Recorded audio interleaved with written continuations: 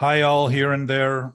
Good morning. It is Sunday, September 4th, and a few of us have deemed Labor Day insufficient to avoid being here to talk. We start this conversation every week with a little preamble, just sort of flushing out a couple of issues. And today it sounds like acceptance is on the docket. And we're going to look at that and talk about it and see how that applies and works within the obsessive nature of thinking that is self-promoted, self-induced, self-imposed, and look at how we can be simpler in this conversation so that it can perhaps make a little more applicable sense, though I don't want to miss the chance to mention that if something is discussed in clear terms, very often those clear terms will reveal the complication of the thinking that we're each doing if it appears complicated, not necessarily the complication of the thing presented. And if we learn in mathematics how to apply principles, what becomes clear is what we're doing wrong with the problem, not necessarily the application being wrong. And it's that shift of awareness that starts to allow us to actually see the enormous impact that our thinking, especially when our thinking is thinking things that aren't true are true, and thinking that thinking is in charge of reality, and thinking that thinking is our sole source, the great impact that has on our physical body is enormous. And it undermines every system we have that is designed to keep us healthy for as long as that's possible. And if we are causing the lack of health that we're experiencing and witnessing, and can undo what we're doing, if we can do what we're doing, I would suggest we can undo what we're doing. If we can undo what we're doing in thought and begin to actually consider it possible, it is easy to immediately begin to notice how clear these things we do become in our own witness of our experience. Our body sensations, our anxiety, our distress, our depression, our fear, that self-centered fear is all coming as a result of these thoughts that we're maintaining and thinking the longer we maintain them and the more we maintain them and the more intensely we maintain them, either through worry or preoccupation or obsession, that they're going to someday pan out and be true, and the investment we've made in them is going to pay off, is exactly what an addict does. A drug dealer, a drug addict, a substance abuser does. While the problem gets worse from denial, they continue to increase and increase and increase the substance they're abusing to the point where they overdose. And this overdose we're talking about is being done in sobriety for most of us, and something that we turn to our body to release substances and overuse those substances that are designed for emergencies like adrenaline, oxytocin, things that are literally there to help us in distressful situations, real distress, rather than this self-imposed 24-hour-a-day, I would call it present traumatic stress that we create. And this syndrome that we seem to be stuck in as though it has nothing to do with us has just simply been a human condition that has never been, I suspect, looked at accurately enough or clearly enough to discuss openly. And when it is, a lot becomes obvious quickly. So I say that to mention that some of this, while it may seem complicated, may simply be revealing the complication in the thinking you've done your whole life that seems so normal because everyone else seems to be doing it, which I would suggest is not a uneven or lack of awareness. I think that's a fairly aware, astute observation. If we've all been doing something and thought it was right, we've probably been doing it wrong the whole time, thinking it was right. And that would be a major global conflict in human thought. So it would justify a lot of the corruption and steps that we've taken that have not helped, but actually hurt our potential for existence. So anyway, with that said, as a preamble, good morning, gentlemen and Jana. Good morning. Gabe and Ty, Anthony, Delmar, Jana, all here this morning and accounting. Morning. We take the last Sundays of every month off, and we are back now for the first Sunday, and we'll be through the month until the end of the month. So the thing that I was having a problem with, I always have to like it. Like somebody gave me a hard time. They said, that's a lot of work to like this, hate that, love that. But I always do that in my mind. And I like it. It's a lot of analysis, solving for X, as I called it a little while ago. Yeah. I don't have to solve for X all the time. I could, Well, but I don't if have you to. know that X is solvable and that the answer already exists, it isn't up to you. It's just, it already exists. And then the question is, are you facile enough in your capacity? Do you have the facility to perform that function? And that's really what we're talking about here, is how do we take advantage of a greater sense of knowing and express it through our human endeavors, in our interactions, in our productive efforts, in the steps we take to do things? How does that all pan out? And the point you made earlier, Anthony, which triggered the whole focus today about acceptance, is this idea that we often accept things that we like and only struggle with the things we don't like, as though those things should only be what we like. If that's the case, that's a pretty big struggle to have with the universe that's pretty much doing what it wants as it does it, and probably doesn't even have a want. It's just doing what it does based on what it's capable of. And whether we like it or not is irrelevant to what's happening. And again, it brings this point of an absolute source being something that isn't a negotiable state of being or knowing. It's just simply an ever-present state of awareness. And to awaken thought to that is simply to allow thought to consider it, because if what I'm normally considering, which I would say is the majority of my life, is obsessive thoughts, thinking about my thinking on a vicious cycle, spinning and spinning and spinning and spinning and spinning, thinking that somehow something's going to be new when all I'm doing is repeating what's old or seems old in the present, I'm really decaying the moment for an opportunity to express it in a fully expressible manner that's productive, useful, and beneficial for all.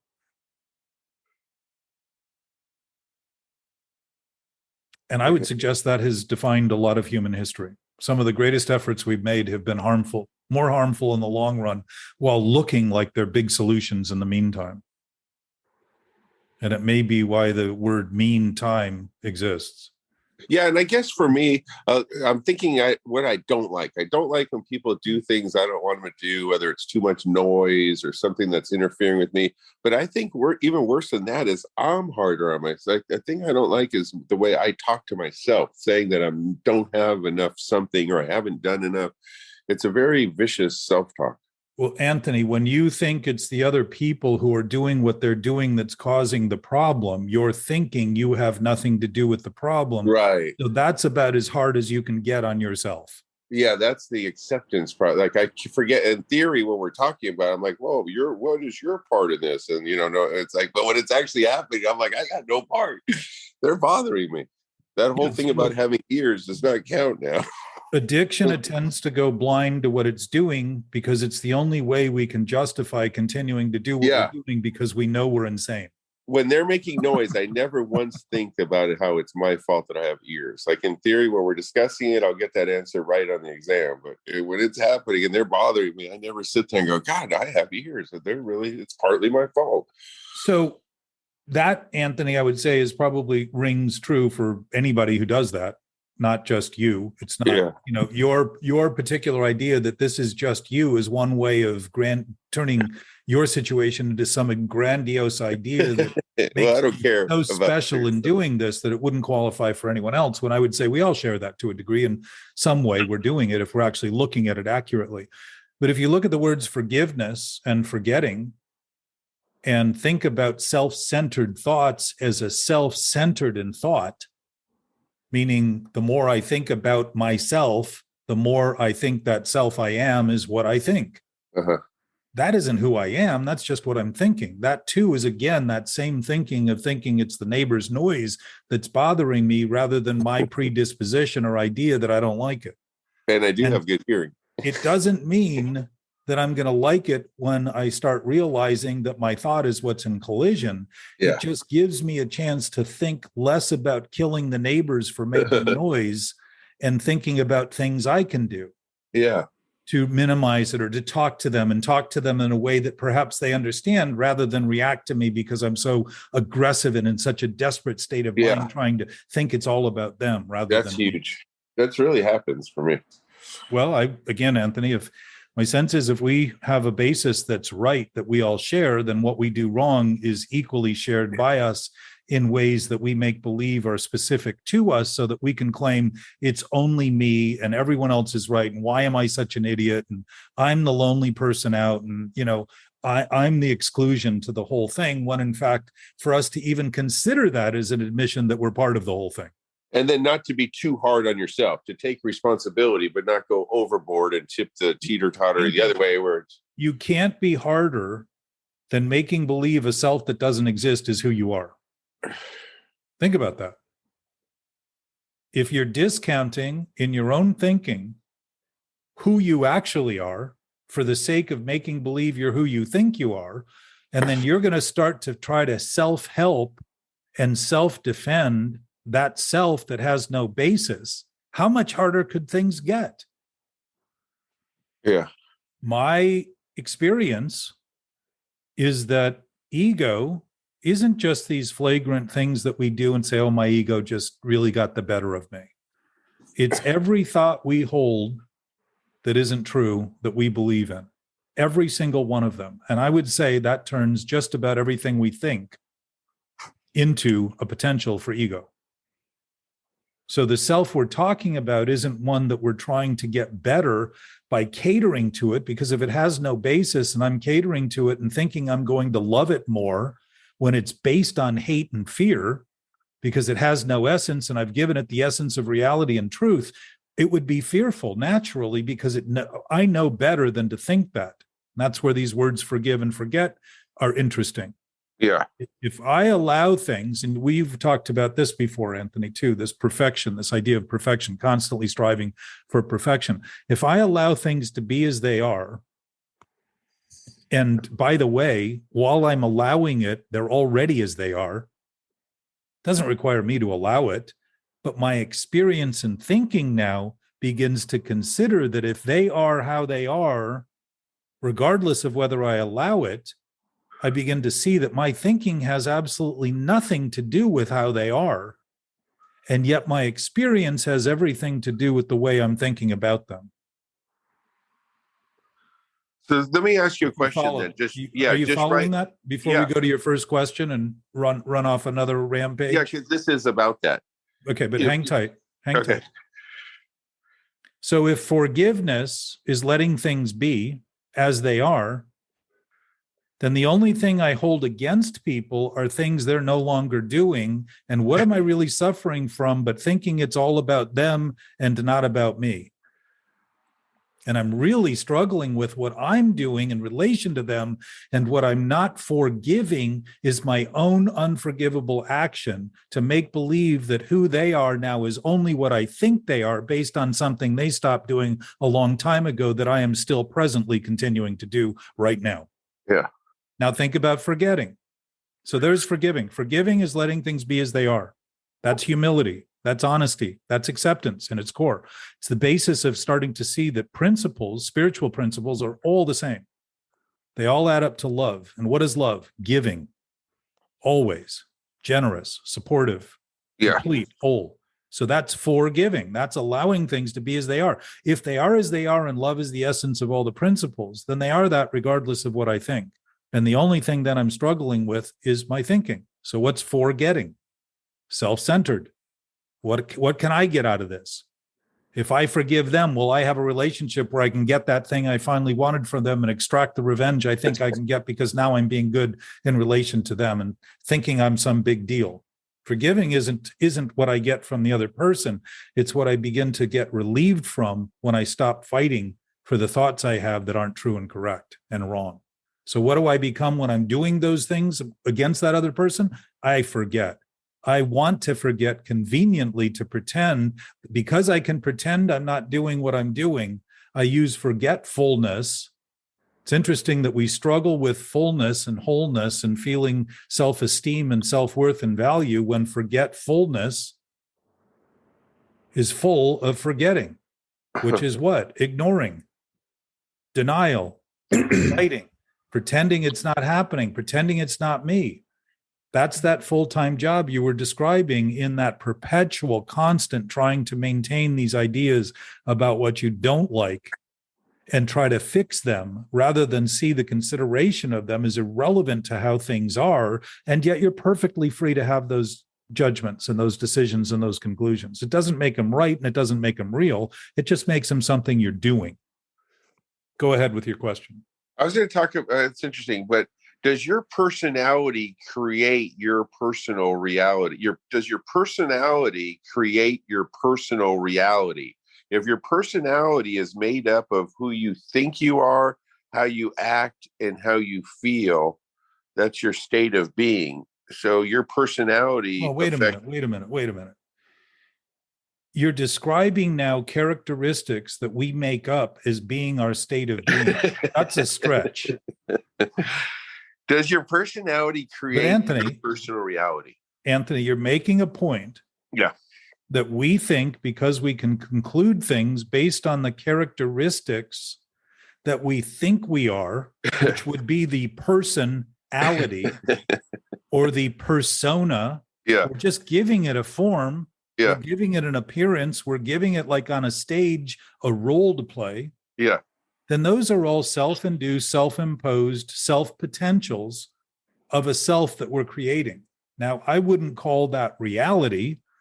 And yet that is exactly what humans call it and tend to struggle with one another, because it's their reality. Every major war through history has been based on that seeming reality, that someone else's life is worth killing over a lack of agreement with that personality, which in society is called culture. So it's interesting that we would think the solution to it is killing someone else. And one of the highest levels of murders in murder in our country is domestic violence. People close to us suffer the most from that kind of thinking, that absolute indignation and self-righteousness. And when it comes to suicide and addiction, that's being done to the self you think you are, trying to kill it because living with it is intolerable, because it isn't who we are. And we know we're in inner conflict. We know we're in inner turmoil and just can't seem to admit it because we've gotten so good at ignoring our part in creating it. Wow. Is this true that your personality affects how you, your reality, and your personality is how, whether it's wrong or not, it is how you think, how you act, and how you feel. That's your personality, right? Think, act, and feel. And depending on how that is going to determine your personal reality, right? So your personality determines. It's just going to determine what you think your persona is. Anthony, what do you think character defects are? Things that don't work for you. Well, defective characteristics. Yeah. So now I can choose any characteristic I want. I can choose any persona I want. And I can just as easily drop that role as I can pick it up. So here's addiction. When I start thinking those roles are who I am, now I'm fighting for a life that doesn't exist and wondering why I feel life is impossible. And life is difficult.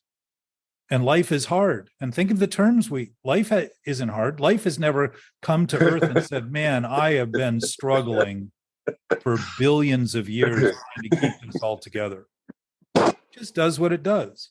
Yeah.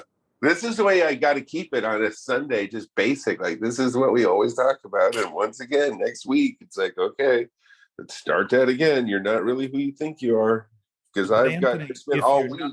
If you're not who you think you are, you're never who you think you are. And if you begin to concede that, you'll see the freedom in being able to choose to be anything you want. You can choose any characteristic you want. There's nothing wrong with persona. There's nothing wrong with role playing. There's nothing wrong with characteristics.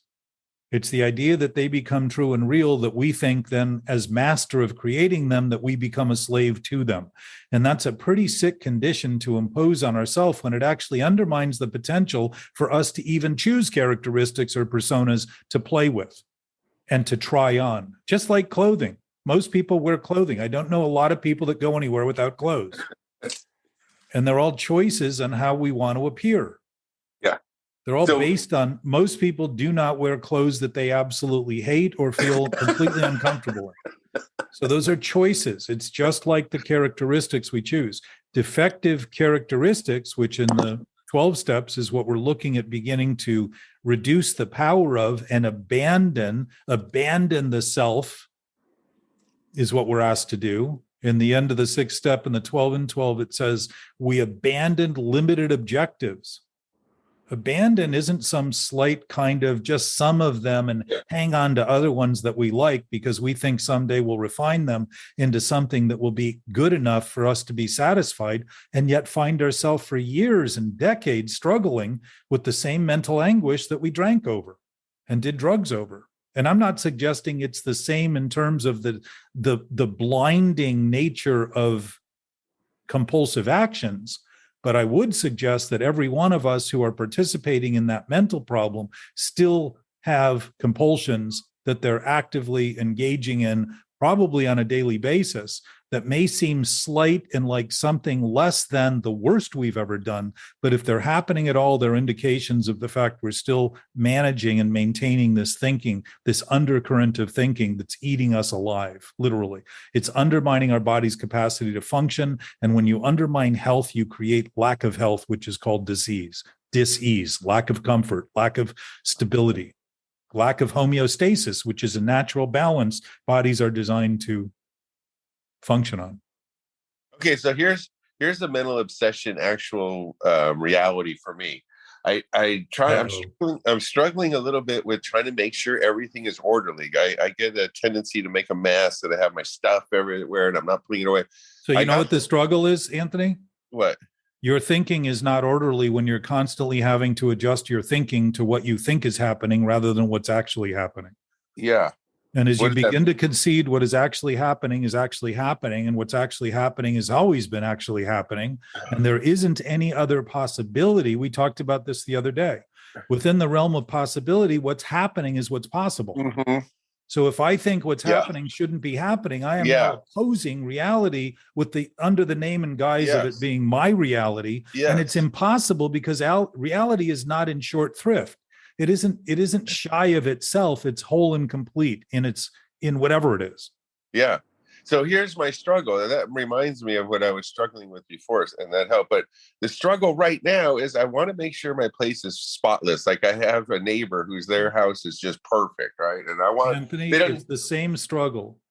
They don't even have a remember the blade of grass in your perfect lawn up in, where you were in Cambria? Carmel. And you looked at that blade of grass and ran your car into the entrance post.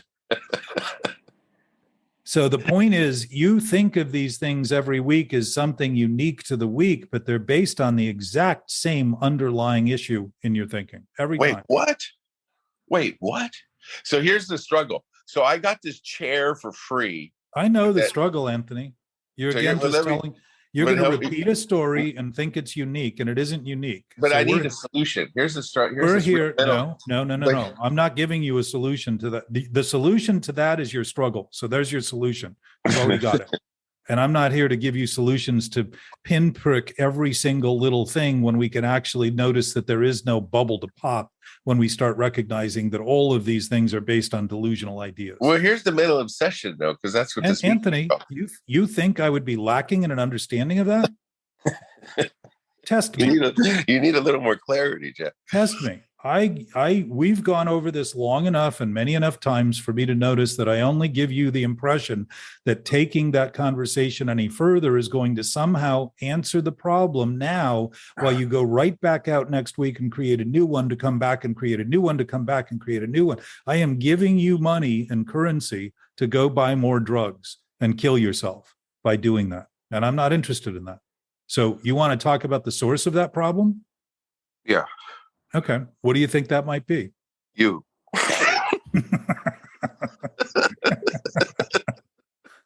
But Anthony, what do you think it might be? You. I got it. So it's this fucking chair. Stepping over that stone. And I don't want to throw it away, and I don't want to keep it. What do I do with this chair? It's too nice to just throw away, and I feel bad. I should throw it away, but I could never do that. So I'm mad at myself for Do you want to solve the problem, or do you want to solve the symptom? That chair is a symptom of an underlying problem. Right. It's just the latest symptom that you brought to us, thinking somehow or another, if you get a little relief, you'll be better. That's pretty much what I did when I drank. One more drink would give me the relief I needed. But what was interesting is I consistently needed more and more drink and drugs because I wasn't treating the problem. I was treating the symptom. So the problem grew. And what do I need? More. I need an overdose, basically, to finally kill the problem. Wait, so you're saying this chair isn't my problem? Well, I'm not saying you can't think it is, but I would say that if it's tied to this underlying problem we're discussing, it's having too another much story. It's another situation. It's another preoccupation, another distraction, another One more obsession storage to focus on. One more storage unit. And I'm just taking it out on this innocent chair. Gabe, you and I went over some of this recently pretty intently. Is there anything you're thinking in relation to this that would be? Well, I think it's what you said in the beginning, that the real something wrong that I feel is the thinking. But for me personally, when I'm stuck in that feedback loop, that seems an impossible solution. Yes. So when the thinking is really the problem, I'm down the road on thinking. So it's hard to, because what you're saying, like every time I come to these meetings, it makes absolute perfect sense. I'm calm. It's Sunday morning, sitting at home. It's easily absorbed. But in the midst of the trenches, as it were, whatever those trenches may be for all of us, it's difficult to take a step back and see exactly what's happening, because what you say is happening is exactly what I do on a daily, weekly basis. Yeah. So it's, I think getting to the crux of the problem is the thinking and the starting of the thinking, and those thoughts ramp up very quickly, but that the thinking is the problem, not the problem I think is the problem. Well, and to the point of impossibility that you made, if I can jump on that, which I'm certainly capable of, if we can think it's impossible and just witness that and notice how capable we are of creating situations that we think are impossible, and yet it's possible for us to create those, it kind of bursts the bubble that they're actually impossible. We literally live in that dream state, that fixation where we've put our hand to our face and think the world is all of a sudden just divided by fingers. When in fact, it's a choice we do to get so fixated on it. Think of fixation, right? The fix that we're looking for is actually trying to narrow and narrow and narrow our focus to the single point we're trying to deny. But in trying to focus on it, we're acknowledging it. We're just lying. It's literally just lying. And we think we're not able to see what's going on. But how is it we could be so clear about making such a mess and making such darkness and not have a better sense of awareness to even feel the impact of that darkness as being depressing and unwanted and horrifying and something to escape? It's literally the dilemma we create by making believe the thoughts those lies are going to tell us are true, rather than start to see whenever I'm lying, the only promises I ever get are lies. That's the promise of addiction, is more lying. So if I continue to take it true, it once more shows me that my volition is in constantly making believe I can turn a lie into truth. Constant. I think that's the key for me. Yes. Well, and we talked about this at coffee, is that there's a graduation at the end of this lecture, that there's a solution. It's that we'll be done, we'll understand our thinking and move on in life joyful and free. But I think it's the constant thinking. But the ability, I think part of the point you may be shy on right in that comment is that it isn't to suggest we can't always do this, because if we're free, we can always create this misery. The question is, why would we use freedom to give ourselves the impression that it's the only thing we can do, when every other possibility is also possible in the midst of us doing it? And I would say that's the sick kernel of addiction right there, and addiction to thought, and addiction to the idea that all I'm suffering from is what I keep willing to be doing when I'm continuing to redo it and redo it and redo it and redo it, and not notice that if I can do something, I can undo that thing by not doing that thing.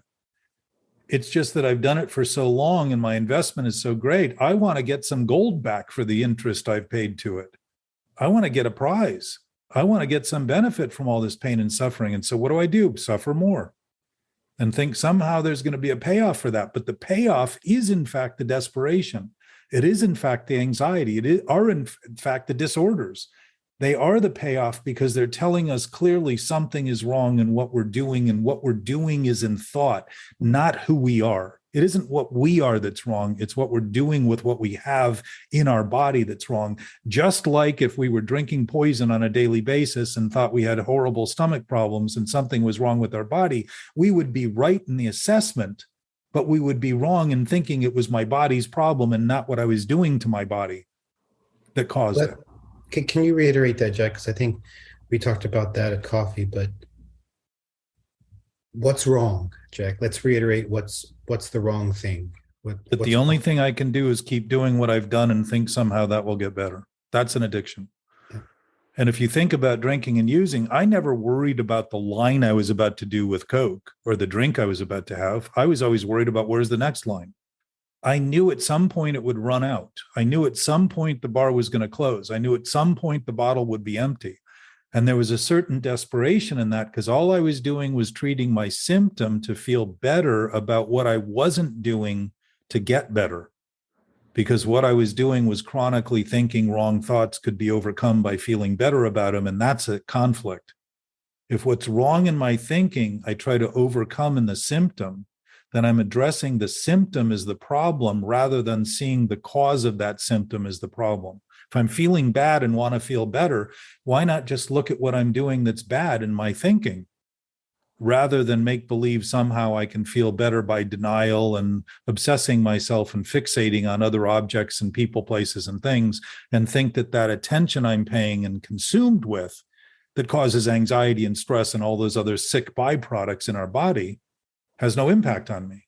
That's that blindness, that forgetfulness. I just don't even want to notice that stress is killing me. While in fact, I claim to be afraid of dying. All the things that add up in my thinking and talking seem to begin to reveal this stuff. The switch goes fast to go on, but the dissipation takes a little time for me.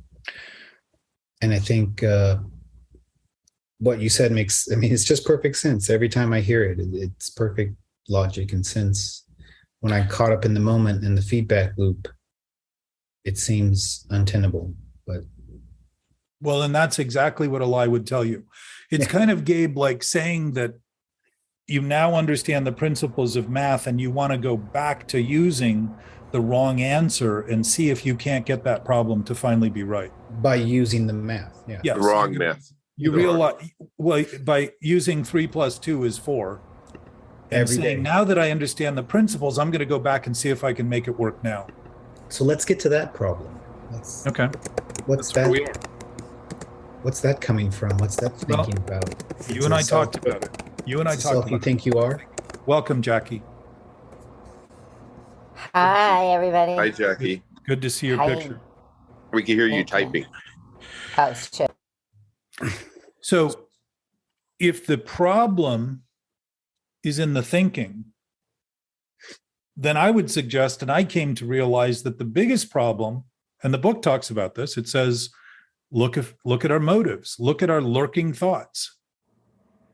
Bill got to the bar and hammered the bar and said, how did I get here again? He began to realize that he was motivated by things that he didn't seem to be aware of. Yeah. But I would say that isn't possible that we're not aware of them because we're suffering from them. And we're depressed and we're upset and we're anxious and we're angry and we're irritable and we're self-righteous and we become contemptful and we think thoughts about other people that aren't true just for the sake of distracting ourselves. So all those things are evidence. We're just not good at reading the evidence. We're not good forensic investigators because we've been so good at denying it and using all that to justify it's something I don't want to be doing. Again, back to your point, Anthony. That to say I don't want to be doing it while I'm doing it seems like a pretty major conflict to be living with and not notice. So my suspicion is that what's really bothering us are the things that we don't think we're thinking. And we talked about that a week ago or so, Gabe. You would think those are the things that would bother you the least, the things that you're not even thinking about. Well, but Anthony, from a twisted mind, you would think just that, which is why we dismiss them. Again, addiction will only tell us lies about what we're doing. So when it tells us it's impossible to look at this accurately, what it's telling us actually is it's perfectly possible to look at this accurately. Or maybe it really does feel good Anthony, to be bothered by something. Are you listening or just waiting for me to? No, I was following up on that. I'm saying maybe it really does feel good to be bothered by something. And I keep saying, oh, I wish this chair wasn't here bothering me, but Anthony, isn't the promise of addiction feeling better while the problem gets worse? Yeah. So aren't you arguing in favor of addiction right now? Yeah. You're arguing in favor of that insanity. It's just that, yes, I get that we can think that way. Very clear about that. I do it regularly. But what I get as a consequence now, I begin to look at and see that if it's a lie, what I'm hearing from that lie is a lie. And I can begin to say, when I feel there's no other choice, I begin to get pretty comfortable that there's another choice. Or also for me, realizing that when I feel bad about something, it really is. I always thought that I don't want to feel bad about something. It's happening to me. But really understanding that it's me making me feel bad, not it's happening to me. It's me. Jack, the other thing we spoke about was one of the points was exercise or fitness of this idea, wherein the thoughts come and how can one exercise and become stronger in rejecting these lies. So well, you don't want, there's no strength in something that doesn't exist. And so it's really beginning to realize that when you begin to understand the basic tenets of this and then apply those tenets as an underlying thought to your thinking, you'll start seeing the stuff will evaporate. It's the maintenance of the old ideas and the maintenance of the ideas that aren't true that we still think somehow are going to have life that are really killing us literally through stress, inflammation. Maintenance takes work. So, well, but we're not trying to maintain. If reality is already real, it takes no effort whatsoever. There's the freedom in it. We will know a new freedom. Why?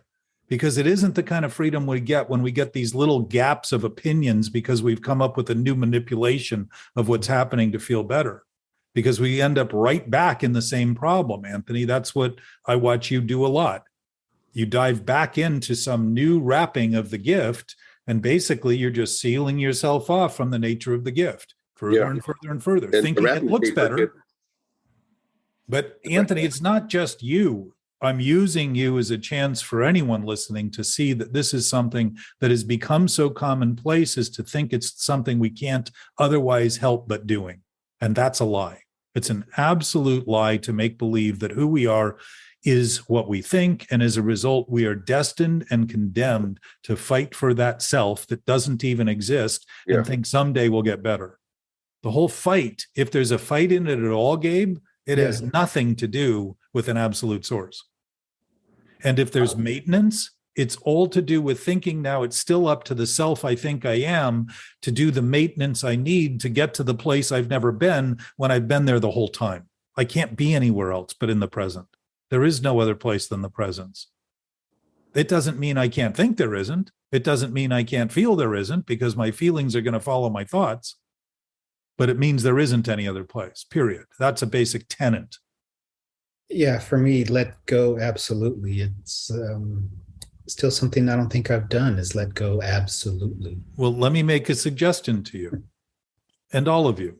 In reality, we've never held on to anything at all.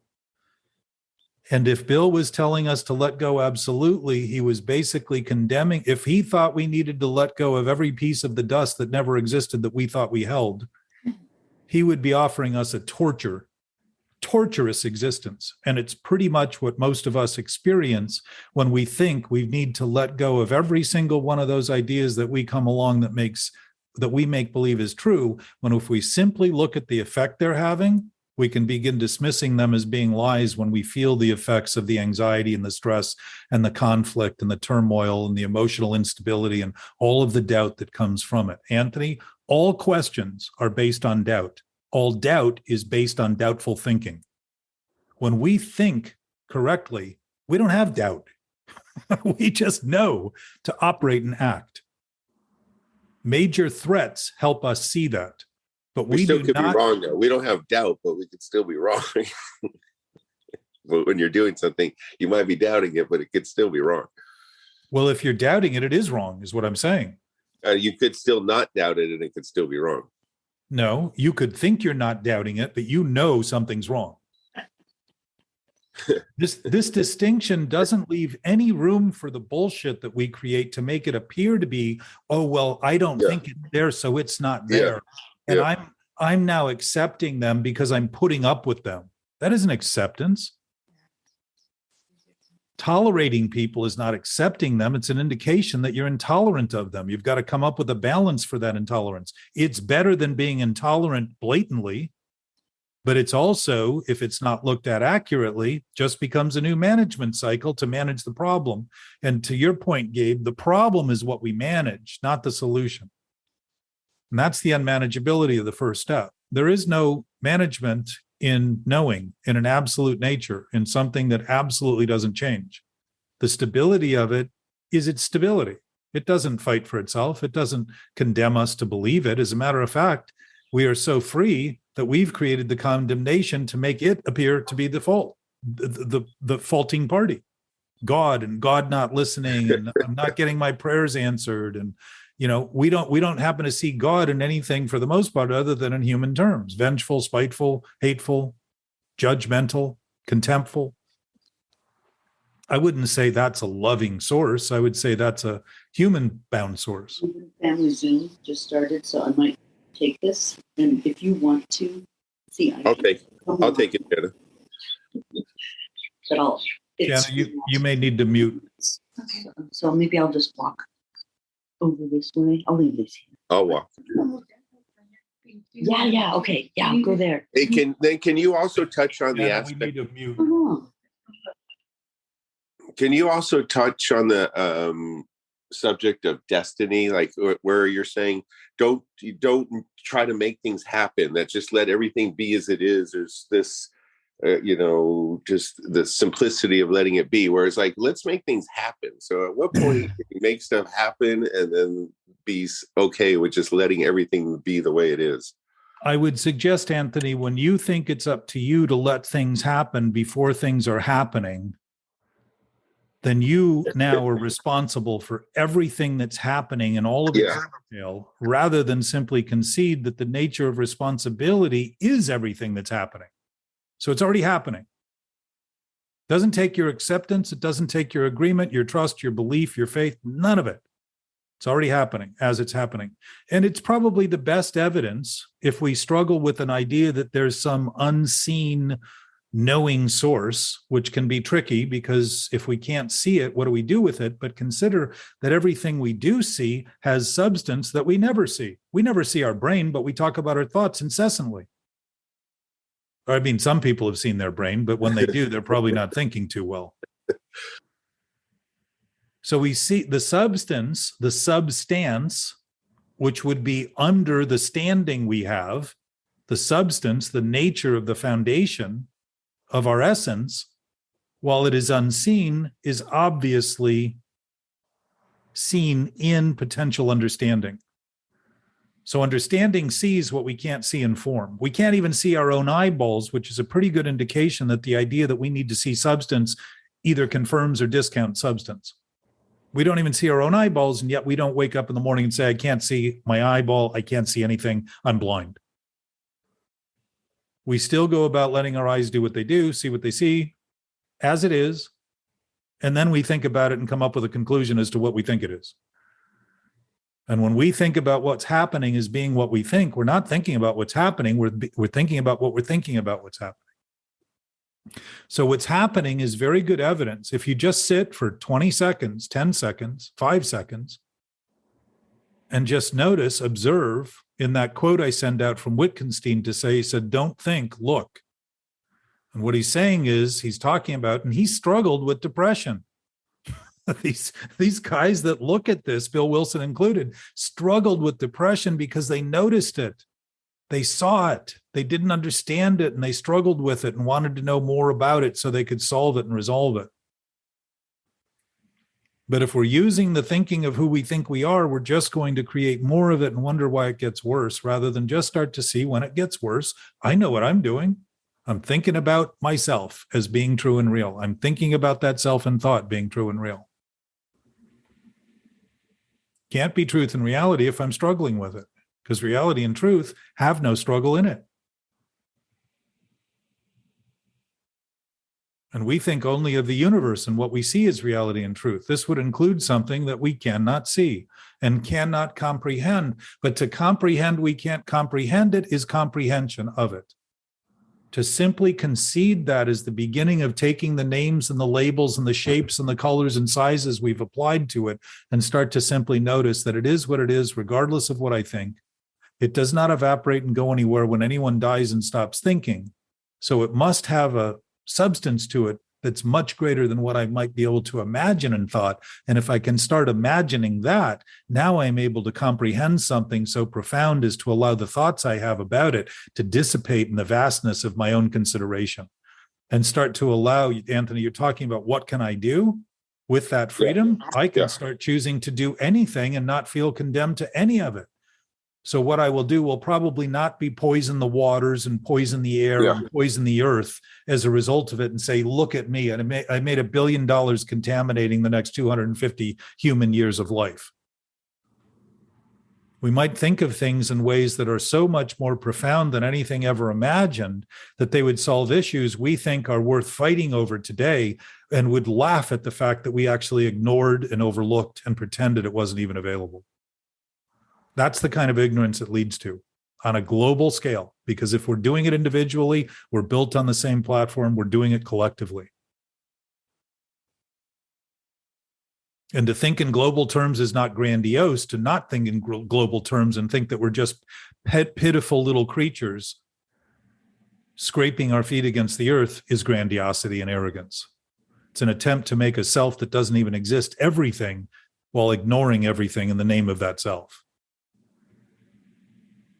It's been pretty popular, pretty common. But if I go to a movie that's horrible, I tend not to watch it a second time. And yet this horror story seems to be popular enough to continue to repeat it as though we have nothing to do with it when we're dead center at the recreation. Why is that? We're sick. It's a sickness. It's a mental illness. It's the same addictive tendency as why does an alcoholic keep see you, type. Thanks for joining us. Have a good meeting. Keep drinking. Water. Why does he keep drinking? Why does an alcoholic keep drinking? Because it's the last thing he should do. It's not even the last thing he should do. It's the thing he should never do. She should never do.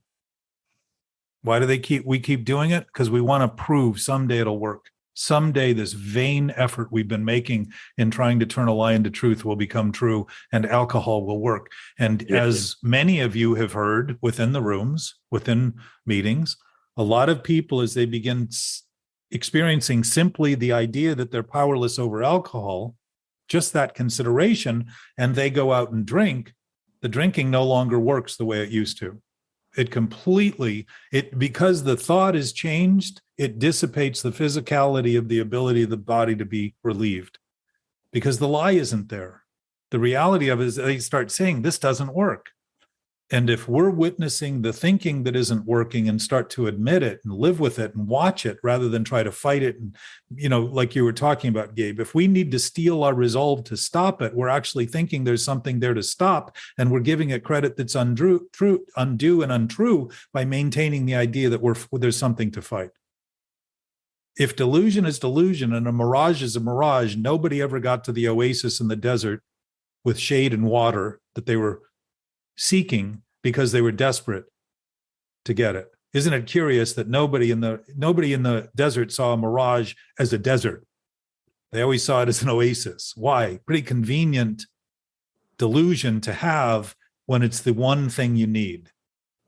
If we're capable of that sort of mirage and that sort of delusion, then we're capable of doing that with every thought we have. And if we are starting to notice that, talk about it, and look at it, might be worthy of some attention. And to look at it, Gabe, accurately is to be disturbed. Course in Miracles, I think, says that in the first page, that if you're, it's talking about the meaninglessness of everything that we see. Well, let me give an example of that. Yesterday, we learned of a Girl Scout leader who was diagnosed with a brain tumor last year, is going to pass away any day now. She's 46, a mother of 3, wonderful woman, beautiful person.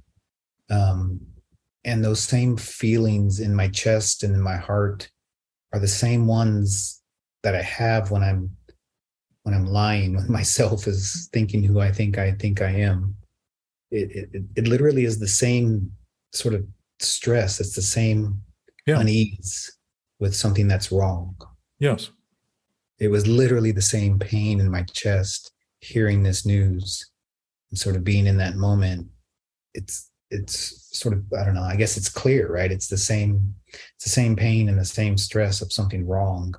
Well, if thinking is wrong, not the... If who you think you are is what you think, and thinking is based in a brain, then who you think you are is only your body. Yeah. So when somebody dies, we think they are no longer. That's true. They're never going to be. They're gone forever, forever, forever, forever. And yet, really what's happened is their form, this form that has somehow miraculously come together in a way that allowed it to perform for 40 years, literally perform, notice the words, and transformation. All these are talking about forms. And now it's doing what they're all designed to do, like a story. It has a beginning, birth, a middle, story of life, an end. And really the story of life is, what'd they do? What was their impact? Who'd they help? And I don't think it's an accident that we start seeing people much better when they die or are on the verge of it than we do when they're living. Because we share with them that same putrid idea about the disgusting ideas we have about life and who we are and what we think we are in terms of just being the body we have, which is probably why there's so much body consciousness and so much based on how we look rather than how we actually are. Because we think that's who we are. We think our body is who we are. Well, if we are that body, I mean, here's the sickness of the sickness. If we are that body and we are treating it with ideas that are causing stress and killing it, aren't we trying to do the exact same thing with the ego? Isn't that what we're trying to kill, is this idea of who we are is what we think? We're trying to kill the thinker rather than simply let go of the thought. That's a pretty sick destination to head toward, when it eliminates our potential to do good for others who are equally struggling with what we've struggled for, and the advantages we can pass on by talking about how we've not overcome them, but begun to express the nature of our existence accurately, to realize there is nothing to overcome because it's something we all share equally, equivalently, equitably, indiscriminately, indivisibly, absolutely, all the time. And see that it's interesting how quickly we see people with contemptful thoughts and pitiful actions and are aggravated and irritated by them. And yet, even in our own experience, when we have near-death experiences, we get a sense of clarity that's well beyond anything we've ever bothered to think. Tends to be profound experiences. If you listen to the people in that Netflix show that we all watched last year, or some of us did, I think it was called Life After Death, every one of them had a sense of clarity that was so profound that when they actually realized they were coming back to earth and in their bodies, they were just depressed. Even after the experience, the idea of being back in their body was depressing. Because it gave them an experience in that awareness. And I would say we have that awareness right now and are waiting to create cataclysmic justification to finally acknowledge it, because the ego only wants to be in control of everything we do to prove it is in charge. And what is it in charge of? Absolutely nothing but lies. And what are those lies? Self-imposed fear, anxiety, stress, all that stuff. It's imposing that as a result of what we're doing and thought about it. And our body is reacting naturally to it because what we're doing is unnatural. Our body heads in an unhealthy, unnatural direction to follow it. Our body doesn't have an opinion about what we're doing. It simply takes our lead. It is at our disposal. And most of us are disposing of our body early, and as a result, limiting the potential benefit we have to offer each other, and bemoaning when someone else actually dies. And I'm not suggesting porpoises mourn their mates. They generally do not reconnect with another mate during a life because they miss that mate. I'm not suggesting that those things aren't common for humans. But for us to be living the rest of our wakened life healthy and be diseased in our thinking means that the thing we're clamoring to avoid is the thing we're doing in the meantime by hurting and condoning actions of others that are actually contemptful and spiteful and hateful and bring death on sooner than later. Or We're thoughts not- in ourselves. Huh? Or thoughts in ourselves or of ourselves. But that's what they are. Yeah. It's thoughts about them in us. And we're But regardless of them, contaminating. thoughts about our own self too. It's all inclusive. Yeah. When I'm doing it in me, I'm going to see it in them because it's so hard for me to live with. I'm going to come up with a management style to think I can be relieved by trying to treat the symptom and feel better. When people say, "Dare but for the grace of God go I," think of that. Is God's grace so short that it doesn't include that person, or is that person just chosen to do everything they can to fight the capacity of their own existence by making believe all they are is what they think? That isn't God's grace being shy. That's an individual not taking advantage of grace and recognizing that freedom and that absolute nature, that's all of us in any thought we have that's wrong, that we believe in, that we think we're struggling with. Giving it so much credit is to think there's something to struggle. That's like a wrestler imagining that there's somebody else in the ring with them and all they're fighting is air. But to think of it as real would mean that wrestler has chosen to fight who they are with the exact weight, talent, size, everything, and think there's a winning formula there. It's an interminable struggle that we create, making believe that thing is real and true, because it exactly mirrors only the ideas we have about it. So there is no win possible. So what does it do? Go on and on and on and on and on, and gives life the impression of being impossible when it's the impossibility of us ever overcoming something that's a perfect match. So talk about perfection, Anthony. That's the obsessive thinking. We think we've created the perfect match to fight, and it doesn't even exist except in the way we think about it. And as we change our thoughts, it appears to change with our thoughts. So no matter what we do, it's inescapable, and it's constantly, because our thoughts create reflections and projections. Those reflections are projections of thought.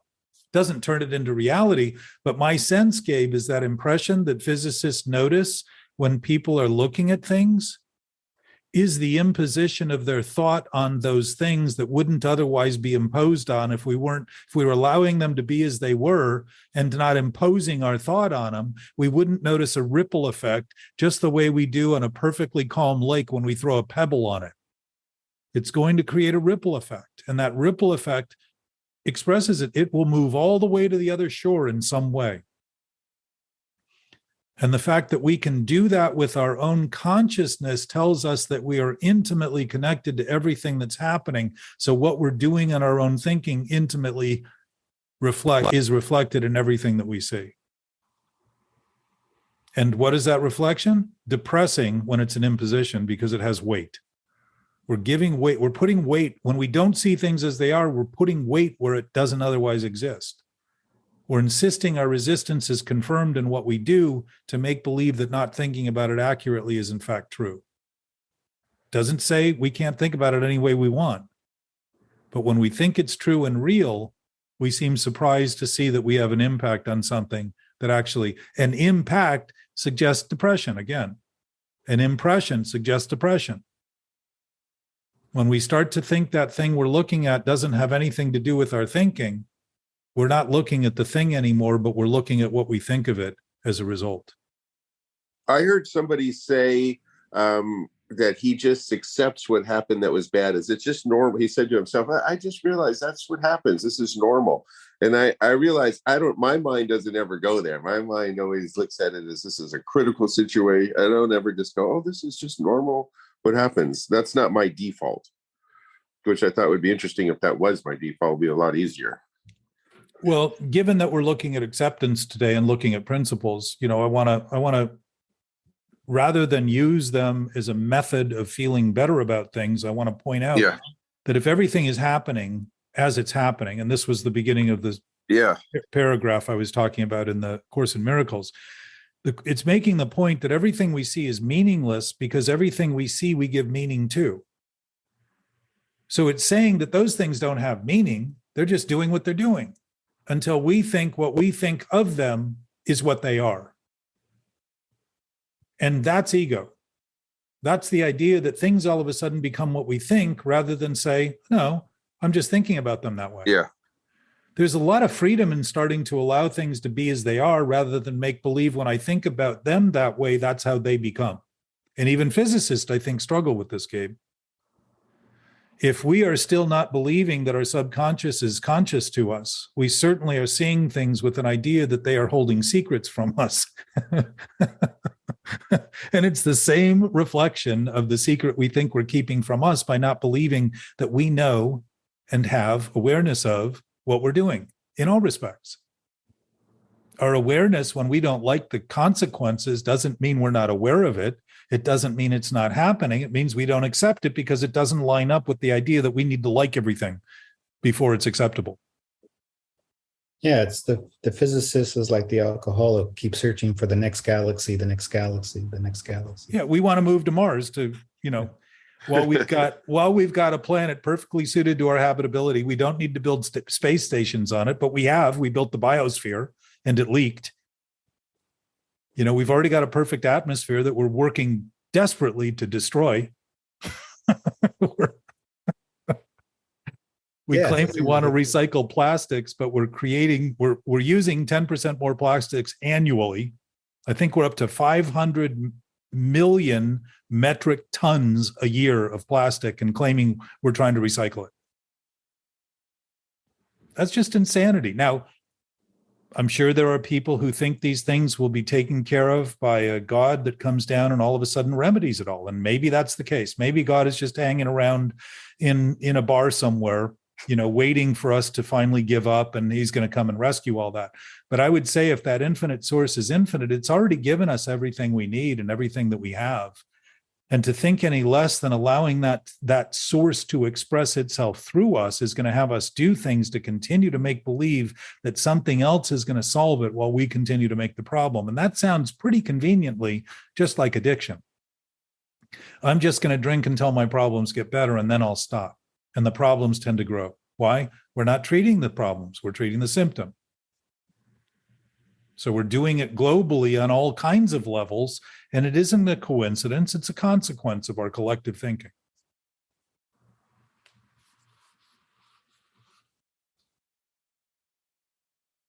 My sense is if God is coming, it means God left. And it would suggest a global conspiracy against us to think that the infinite could have a gap in it. And the loneliness I've experienced is the idea that God isn't here, which is a gap I create in my own thinking to give me the impression that that loving source has nothing to do with me because I'm so despicable, when in fact the thoughts I have about myself are absolutely despicable as soon as I make believe that they are true and real. They're despicable because they have no basis. They're just a lie. And even as kids learn young that lying isn't the central theme of life, and yet most adults lie even to their kids. Saddest kid on the block is the one who hasn't learned that Santa Claus isn't real until everyone laughs at him the moment he discovers it, or her. That's a setup. There's no greater impact on us, I think, as kids than our peers. We dismiss our parents as having anything to say for the most part, but kids we look at as meaning everything to us, and yet we get subjected to that by a setup. It's a lie. Can we entertain it? Sure, absolutely. Do we make believe it's true? Yes, that's a problem. To make believe fantasy is true and imbue kids with that is to set them up to make believe that everything they fantasize can come true, and not only that is true, so who they think they are is all they are, and wonder why they suffer with depression. And as adults, we keep saying the kids are our future because we basically completely given up on the idea of being responsible for the enormity of the mess we get clearer about seeing as we get older. How sad for the kids that their adult friends and families have basically dumped on them everything we're unwilling to correct, thinking somehow they'll get better when we're actually passing on the same wrongs in what we're doing with them. We're teaching and training them to do the exact same thing we're doing in some new way to make it look novel, and it ain't novel. It's just another story. Maybe that is a novel in that regard, but it isn't new. The old thread is the same thread.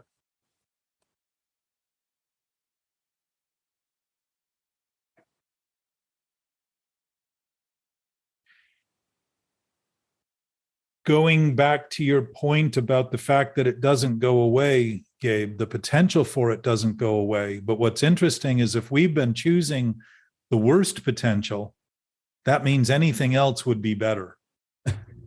And just that simple shift, it begins to get ridiculous to think that the only thing I can do is continue to nurse ideas that create the source of the anxiety and the stress and the depression that I seem to suffer from, and admit openly at some point to someone, and don't see my immediate culpability in creating that condition.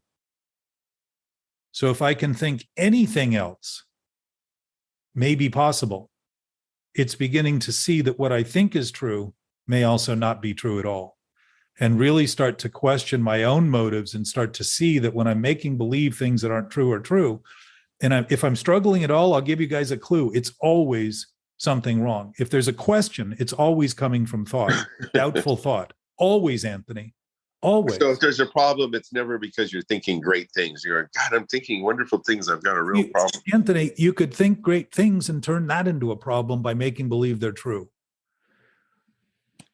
The idea that what we need to do is think great things and think about how much time has been spent trying to talk about thinking positively and not thinking negative thoughts, and how little time is spent thinking. Even in that article, I forget if you sent it or somebody else sent it, but there was an article recently, who sent that? Laura Alice may have sent it to me, but it talked about them beginning to recognize that we could have something, it could be possible that we have something to do with our own problems.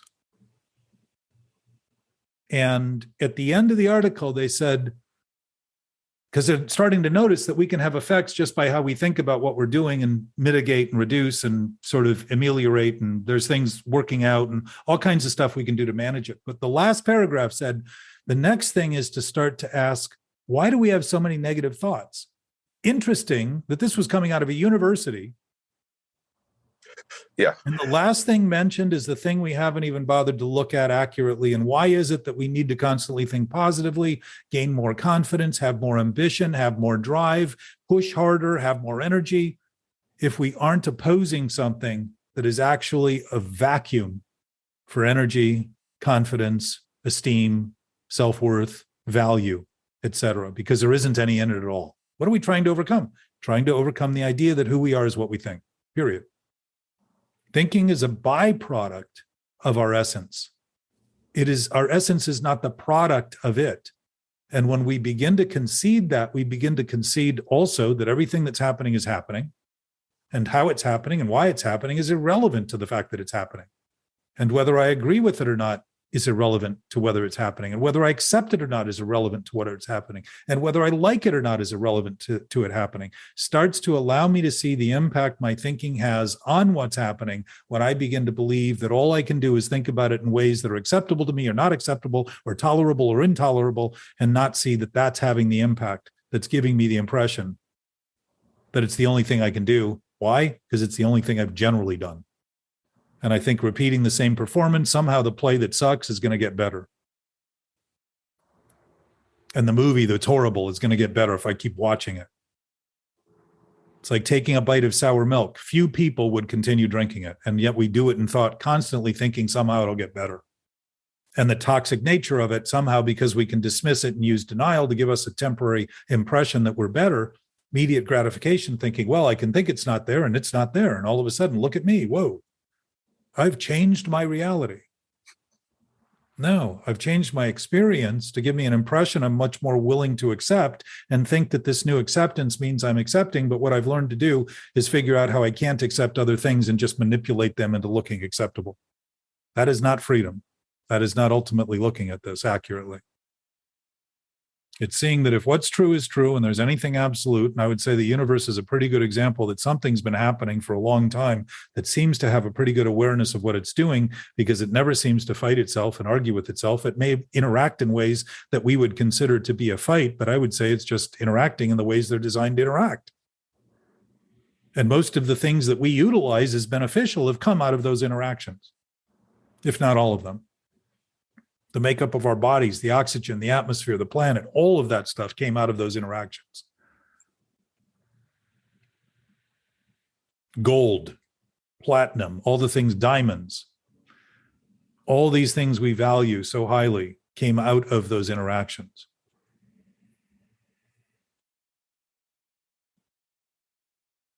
And most of us have never been subjected to the calamity of the universe in terms of those interactions in any kind of negative way.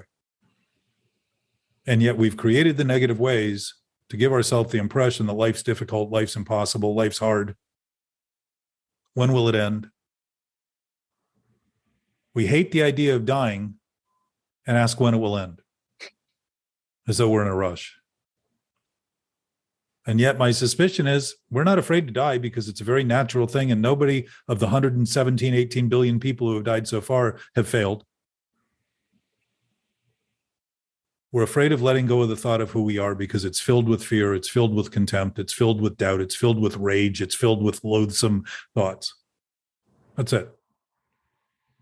And to get near it and look at it accurately is to actually witness all those things that we've been holding in our body, making believe that somehow our body is a better storage container than simply notice there's nothing there to store. Where did it get to the point, Jack, where you realized you needed to talk about this and do a show, or that you kind of had a handle on it or didn't have a handle on it? How did that happen?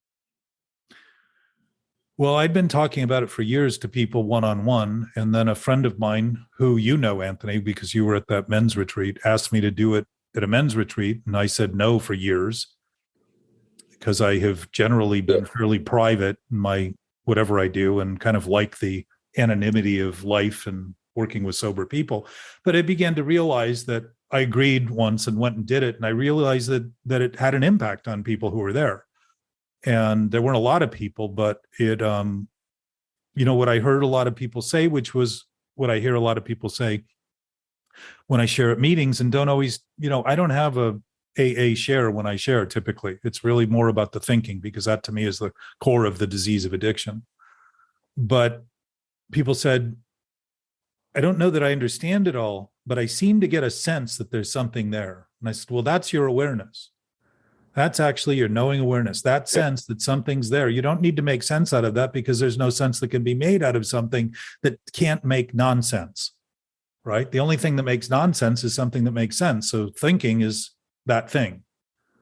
So if I think I need to understand a knowing basis rather than begin to concede that there's a sense of awareness that I have that I've always discounted and minimized and thought wasn't there because I thought it wasn't there, and start to experience it, it has a profound impact on my thinking from that point on, because it's the same thing that happened with my drinking when I realized that I didn't have any control over it. I always thought controlling and enjoying it was the goal. And what a friend of mine says is if I controlled it, I didn't enjoy it. And if I enjoyed it, I didn't control it. So even with that impossibility, it wasn't the drinking that was the problem. It was the thinking about it, solving the problem that was the problem. So in doing that, I started doing that, as you know, because we met at one of those. I don't know how many people were in that thing.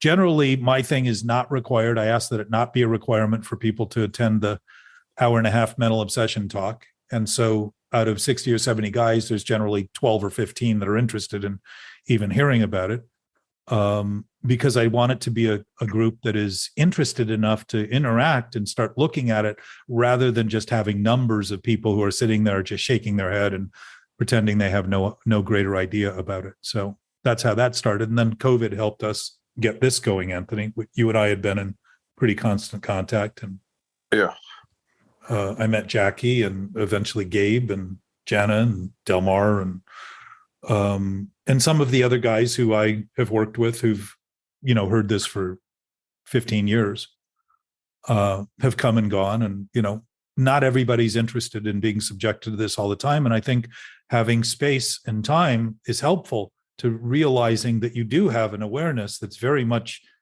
your own, because it's our own. It's all of ours. It's not something you have. It's not something I have. It's something we have. And to notice that is very confirming, because it starts to become obvious that what we're talking about isn't something specific to circumstance and time and place, but is ever present with anything that's present, anything, everywhere, all things. Inanimate objects seem to have a better idea of what they're doing than we do, since we rely so much on thinking, and they don't think, they just know, they just do what they do. And so that's inherent in our experience too. Metaphysics, this idea that it's beyond the physical, is to suggest that God is somewhere else, rather than whatever that thing is we use to define God is always ever present for all of us, everywhere. And to think it's not, if it is, would be a major conflict in thought. So, it's kind of like there was a time people didn't understand fire and how to make it. But when fires started, they'd capture it and hold it. And the person responsible for maintaining that fire was responsible for the health of that whole community. And eventually we learned to create fire so that we could be warm and cook and kill off parasites and other bacteria and things that tend to grow in food when it gets rancid. And in those days, there was probably a lot of rancid food that people would eat, because eating was survival, and getting sick was preferable to dying. So if we're still promoting toxic thoughts and acting as though we need to get away from toxic people, and not noticing it's our own toxicity that we're really trying to escape when it goes with us everywhere we go, I would say that's a major conflict that might be worth mentioning, noticing, and offering some perspective to. And going back to my chair just real quick, I realized now we can talk about your chair all day long, Anthony. The problem isn't where the chair ends up, because I know the best solution is for it to be gone and thrown away. But the mental obsession is feeling bad that I took it. Was Anthony, there a better? Put it on the sidewalk. Remember that purple love seat I put on the sidewalk, and you came and picked it up 5 minutes later? That's how I got rid of that. That's the chair he's talking about.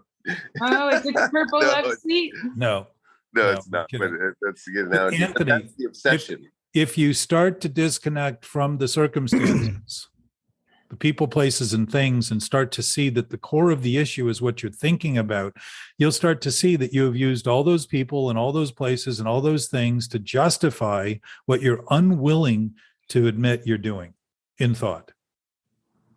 And that's a transition. And that, like in the course, when it was talking about meaninglessness, it doesn't say love and spirituality and the essence of life is meaningless. It says what we assign to things in terms of value is meaningless, because we just make it up. We decide what we like and don't like. We come up with all these meanings that have no basis other than what we think, because those things aren't reliant on our meanings. Those things are what they are despite what we think. And when we think things despite what we think are what they are, we become spiteful thinking of those things. Jack, can I have you answer something? My girlfriend's here. Her name's Elizabeth. I've known her since I was 12 years old, and we spent a lot of time getting high in Venice together. And that's the spirit. I think she was the youngest of 5 siblings, so we kind of reaped the benefits of that. We were entertaining to them. So without specifics, because I know you could answer to this anyway without the specifics, but how to kind of unwind and let go of a 20-year grievance that you've given life to yourself because somebody didn't do something the way you wanted it to be done. And that's it. If something wasn't how I wanted it to be 20 years ago, so I boxed that person in as the dick that didn't do it my way. Right. Can you help us unwind that? Sure. I mean, I'll start by telling you that it's not raveled to begin with. Okay. Other than in thought. Elizabeth, hi. It's glad to know you at a distance, and obviously not seeing you, but it's nice. I appreciate your connection to Venice, and I know there were a lot of wolf packs down here that basically were abandoned by their families and took care of each other, and I'm sure that that's part of the premise of your relationship with Jana. Yep. So, in my experience, what has become both painfully clear and clear, is that if I think somebody else is having an impact on me and I'm not noticing, when did this event happen, Elizabeth? Well, so the event was, if I can be a little specific, was a wedding, my nephew's wedding. And I tried to arrange for my brother to give my son a ride from the Bay Area to the wedding. And my brother refused to bring my son, give him a ride. So my son couldn't attend the wedding because I was much farther away, coming from a different direction. And so, yeah, I just felt like it was really selfish of my brother. So I've had a hard time forgiving him. Yeah. And you're probably right in your assessment. It's not unusual that humans are selfish and childish and all those things. How long ago did that happen, Elizabeth? Probably about 20 years ago. Yeah. And it still bothers you. I just think of my brother as kind of a selfish person in general, and that was just one of the instances. Yeah. Well, and he may be, but it sounds to me that what you're struggling with are the circumstances of that event 20 years ago. Yes. And forgiving him, Right. So quick question. This was one I asked a kid in Anthony's in my first meeting.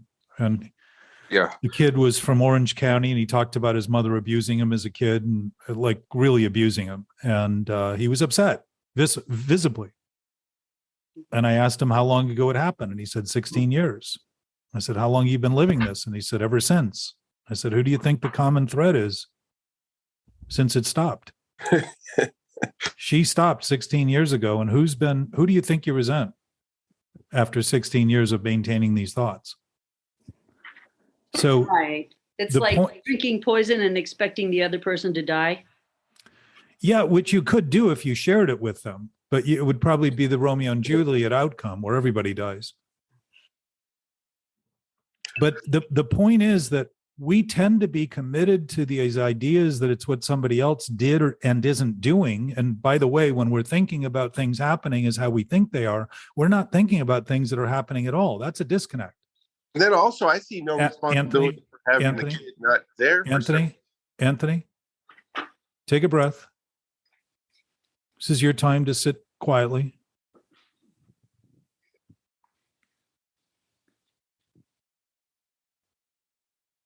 If what you're struggling with has been what you're struggling with this whole time, and overlooking what you're doing to cause that struggle, it's going to amplify the ideas you have about him and have you think of him in ways that he is not, for the sake of justifying the ways you're thinking about yourself as not being, in terms of what you're doing. And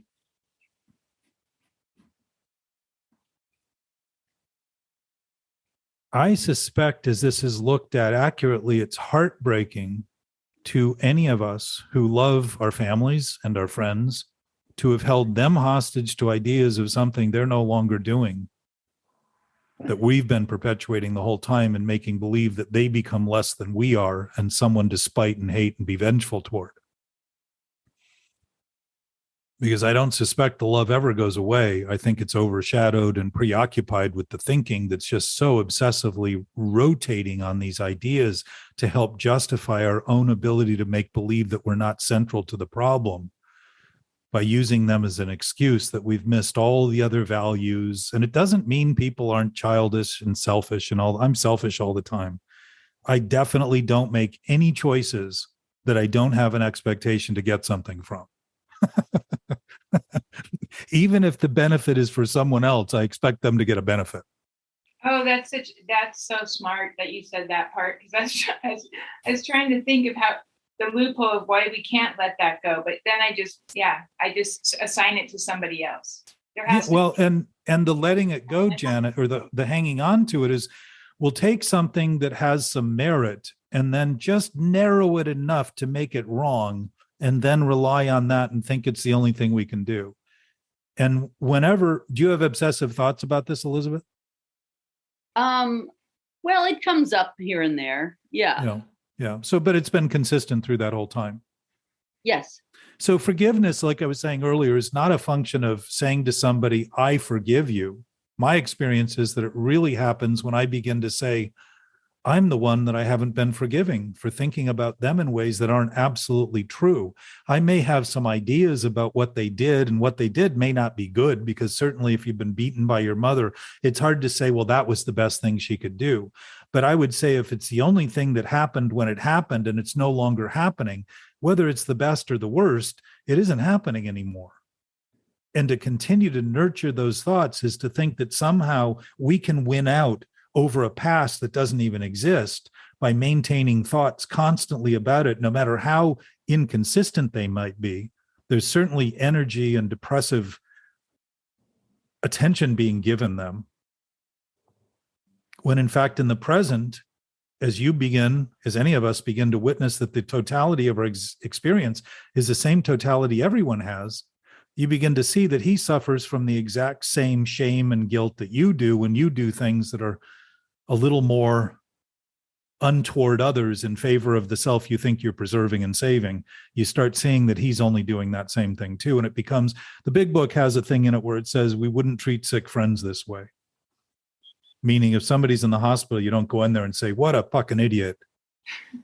You're sick. You're such an idiot. And yet mentally we do that. And the irony is it causes the afflictions we end up suffering physically. That pain and that toxicity in our system releases chemicals that are designed to save us and turns them against us, releases acids that eat our system up, literally suffocate our system.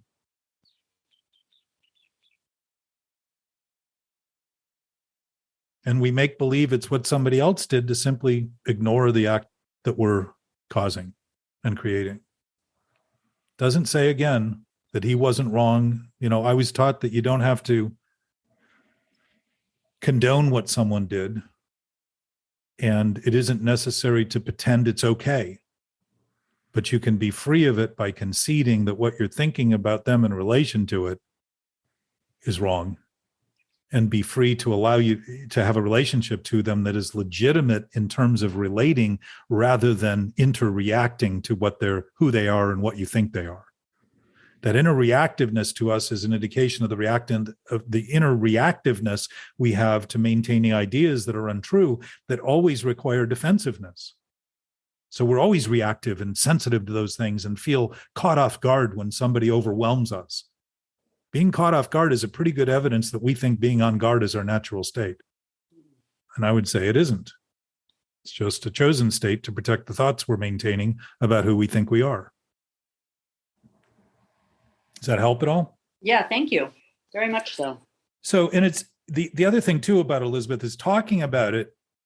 If there's anything to this that's fundamental, then the story, Anthony, is irrelevant, but the principle, the basis of it becomes relevant to all stories.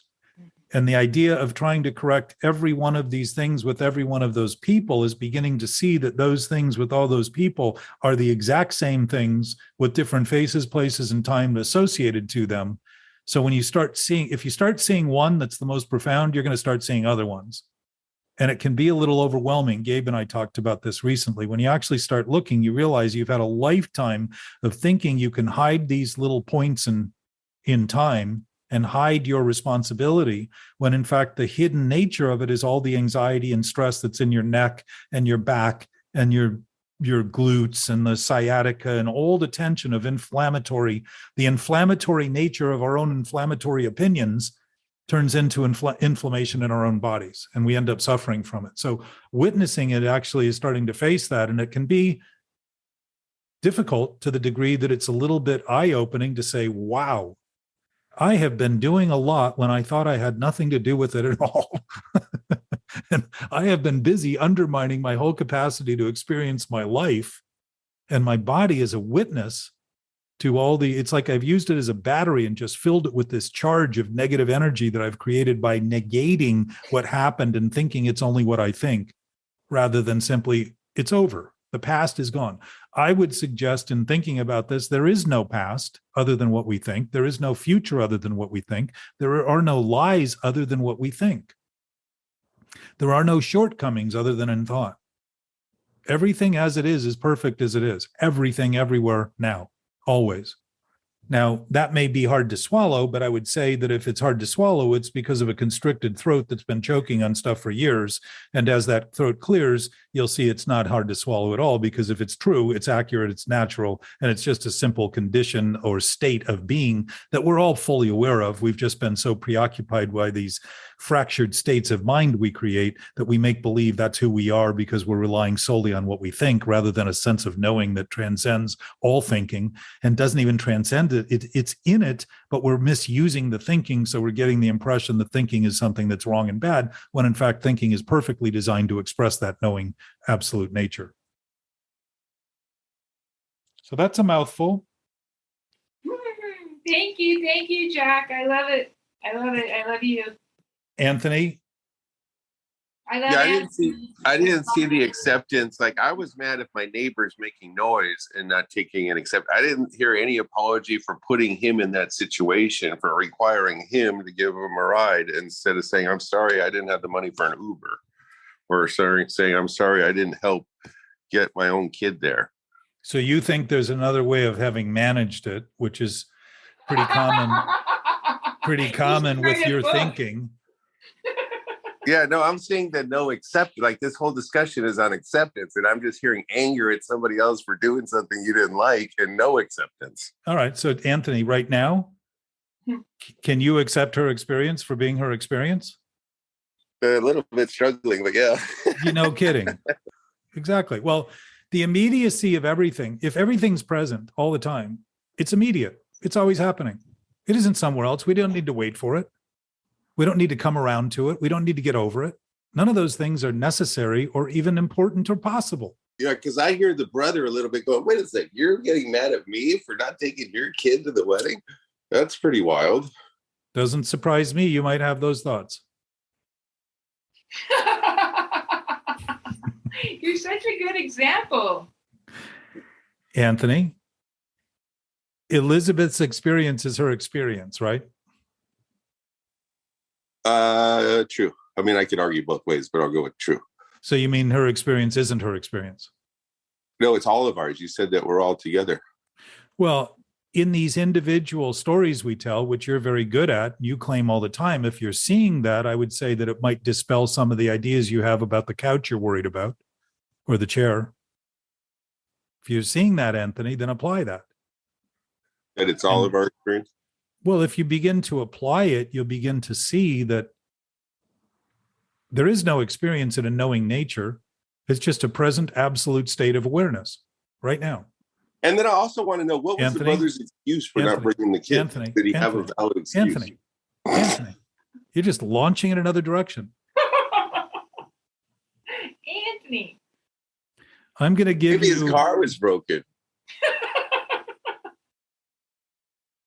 Should I answer that? I could. His excuse, which was very interesting to me, was that he was planning to talk about God with his son on the way there. But well, that would be that's a damn good excuse. That would be an interesting excuse in light of this conversation.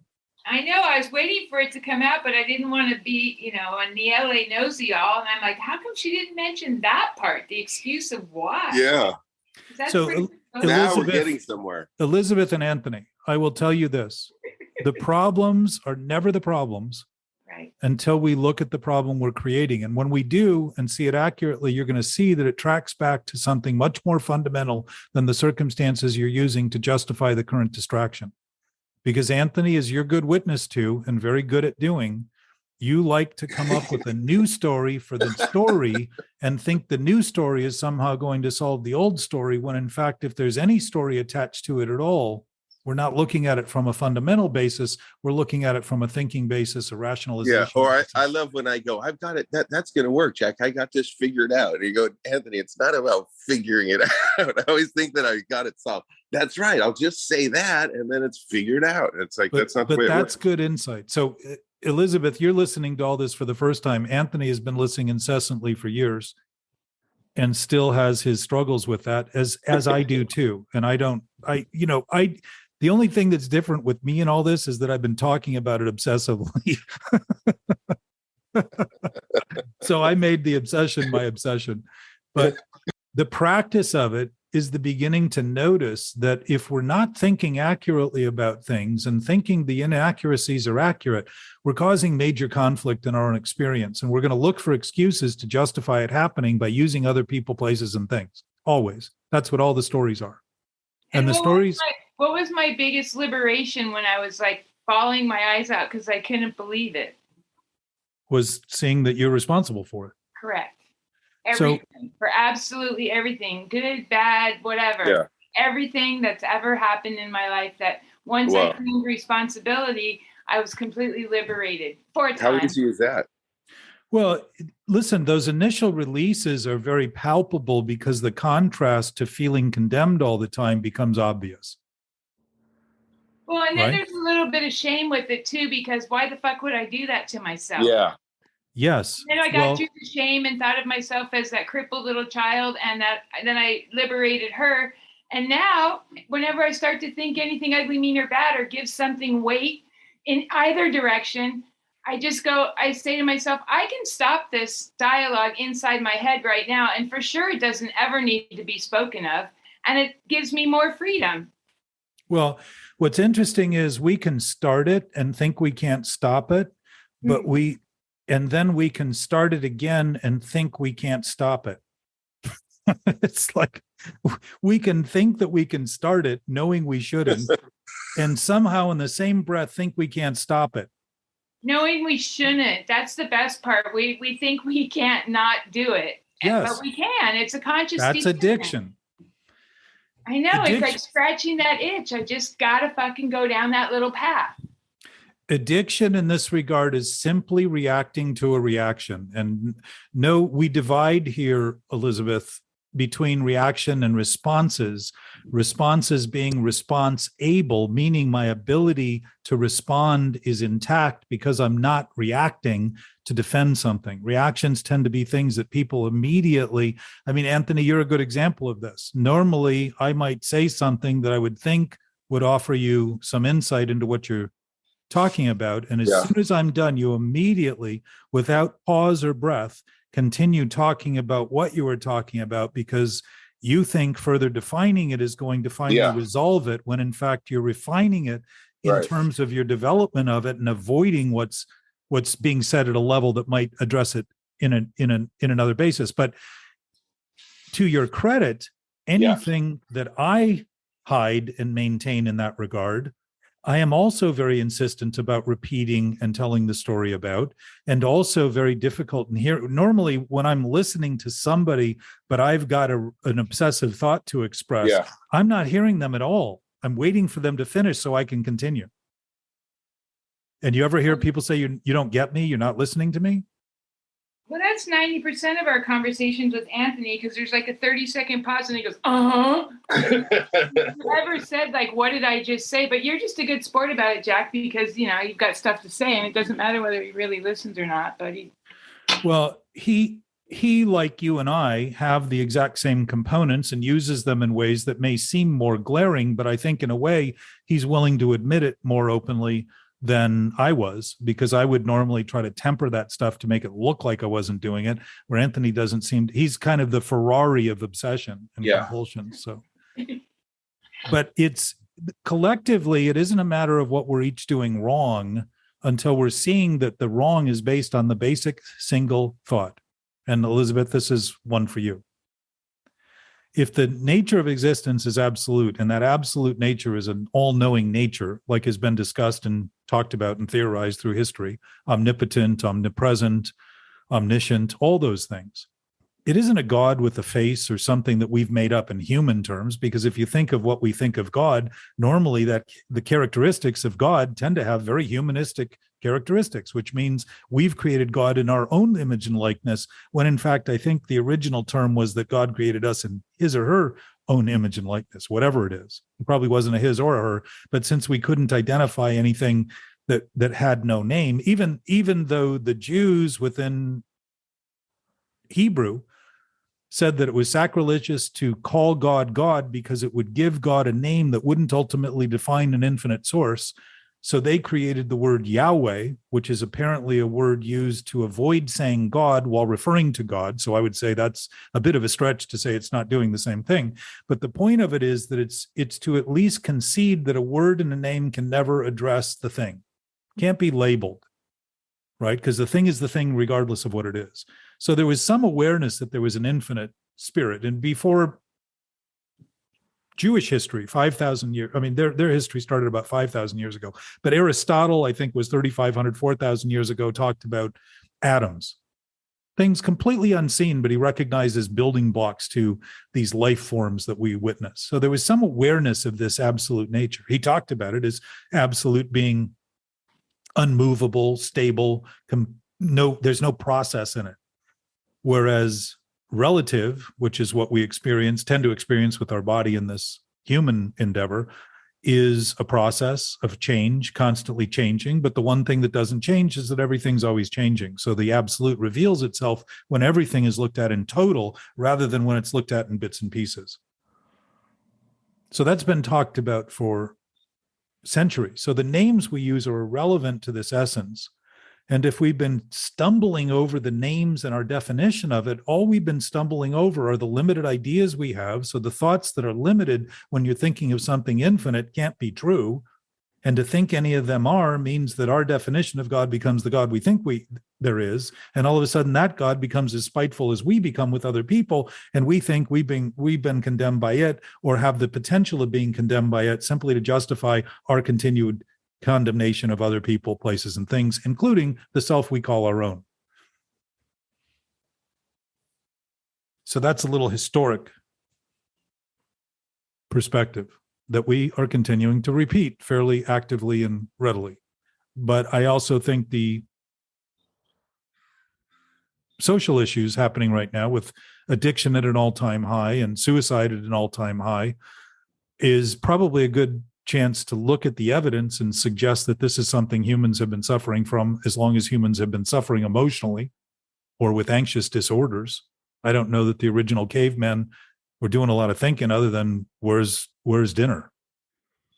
So there was a 1-to-1 ratio, and there probably wasn't, and they had greater threats than we have too, I imagine, because they were being chased by some of the things they wanted to eat. And probably those things were eating the humans at that point. So their fear was justified. It was not some accidental curse self-imposed by a self that doesn't exist, or a self posing as a self that is all that exists. So in talking about these things and looking at it, seeing that any of these disgruntlements we have and these contemptful thoughts and these spiteful thoughts, and I find them a lot when I drive. I mean, most people on the road, as far as I'm concerned, don't know how to drive, which is interesting because I always seem to get where I'm going. But what I'm really struggling with is what I think they should be doing along the way, not necessarily what they're doing. Right? So I use that as my meditation time to see how I can breathe through the experience and watch what people are doing and recognize that they have their own motives. They're doing their own thing. They're thinking in ways specific to what they want, just like I am, but I'm just thinking of them as being the culprit for not getting what I think they should be doing in terms of what I want. So when I see those thoughts, I realize this is self-centered, obviously. They're ideas I have attached to ideas I have that they're true. And as soon as they become true, I think it's everything everyone else should be doing.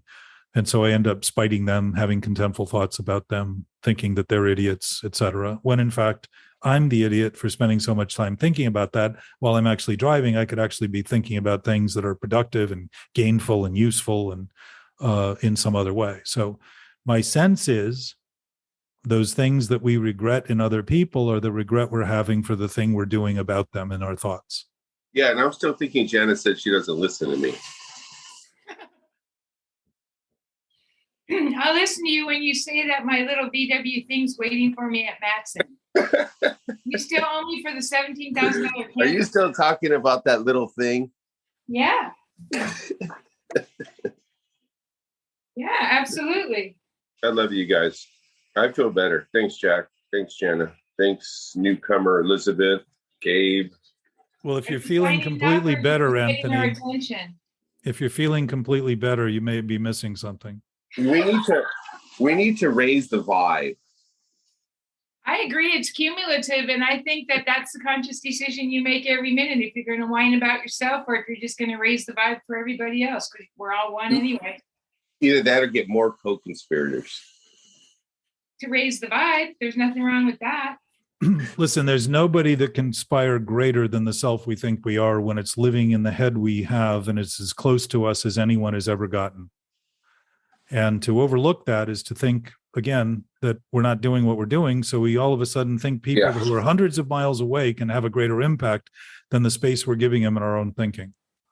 And it's what we're thinking about things that bothers us. It's not thinking. Thinking is designed to express that ultimate absolute nature that we all share. That's our design. And I would suggest that we would have solutions to problems we think are unsolvable because we're not interested in solving those problems, to give ourselves a greater sense of distraction, to preoccupy ourselves with the problem so we can say that we're not doing it. Exactly. Rather than start to act responsibly, because if the nature of existence is responsible for existence, we're responsible as a function of that nature. Period.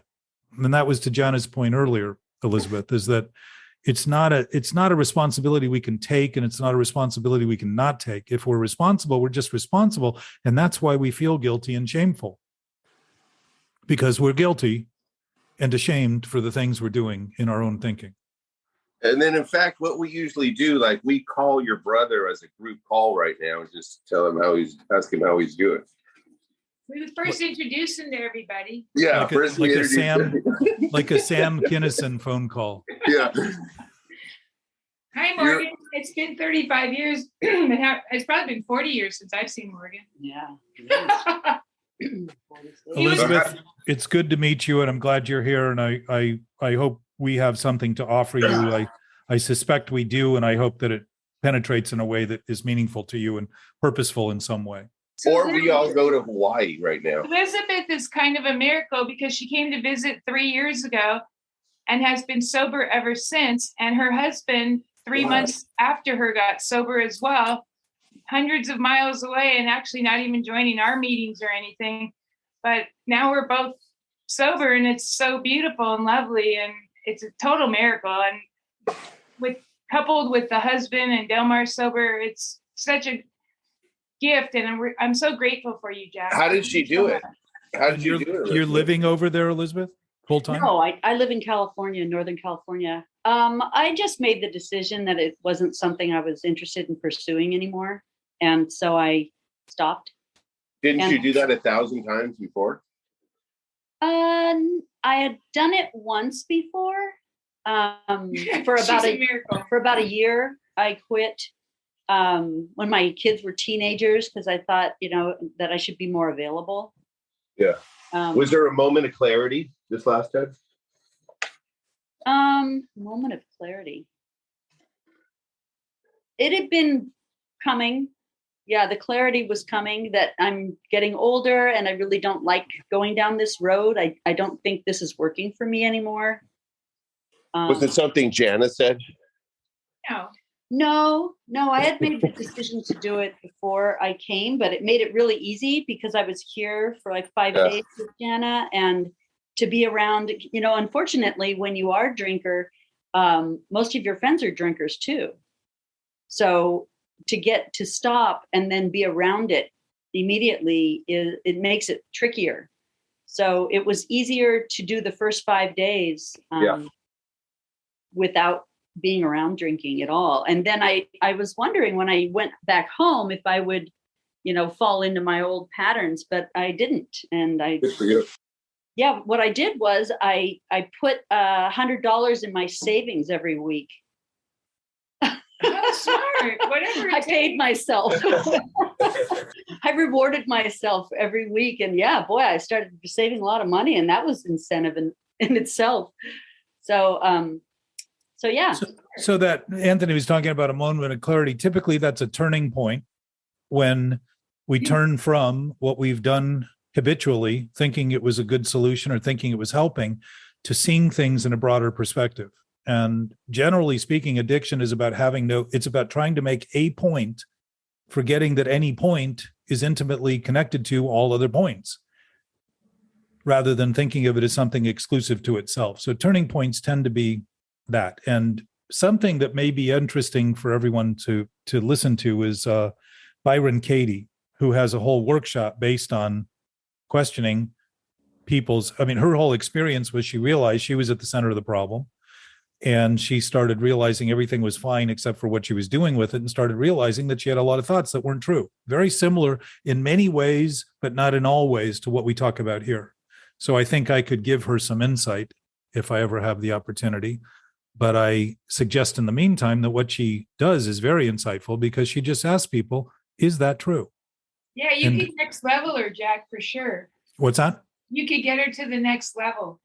Well, she's not too far away, but I think there's some preoccupations with ideas about the past and future that would be helpful to understand in ways that treat them in the same way that the thoughts we have about who we think we are it's just illusions that we create. They're not, there is no past or future that wasn't, whenever anything ever happens, it's in the present always. So the future we talk about will only be present when it happens, and the past we talk about was present when it happened. So the sum total of everything that's ever happened is what we're witnessing right now. Everything that's ever happened is present right now. It's who we are, where we are, with what we have. And it's everything. We're connected to it all. We're not connected to some of it because we only see some of it or think of some of it. We are intimately connected to all of it, including whatever it is that makes all of that up, that may not be conclusive or comprehensive or capable of being understood. But if we can admit those things about it, then we understand it in some way sufficient to reckon with it and acknowledge it. Does that omit the special relationship because we're all just one and we're all just as valuable as the next person? Well, the Course goes into great depth about the special relationship effectively being what the ego uses to claim that each of our experiences is so unique as to justify it being who we are. Yes. Thank you. That was perfect. That was perfect.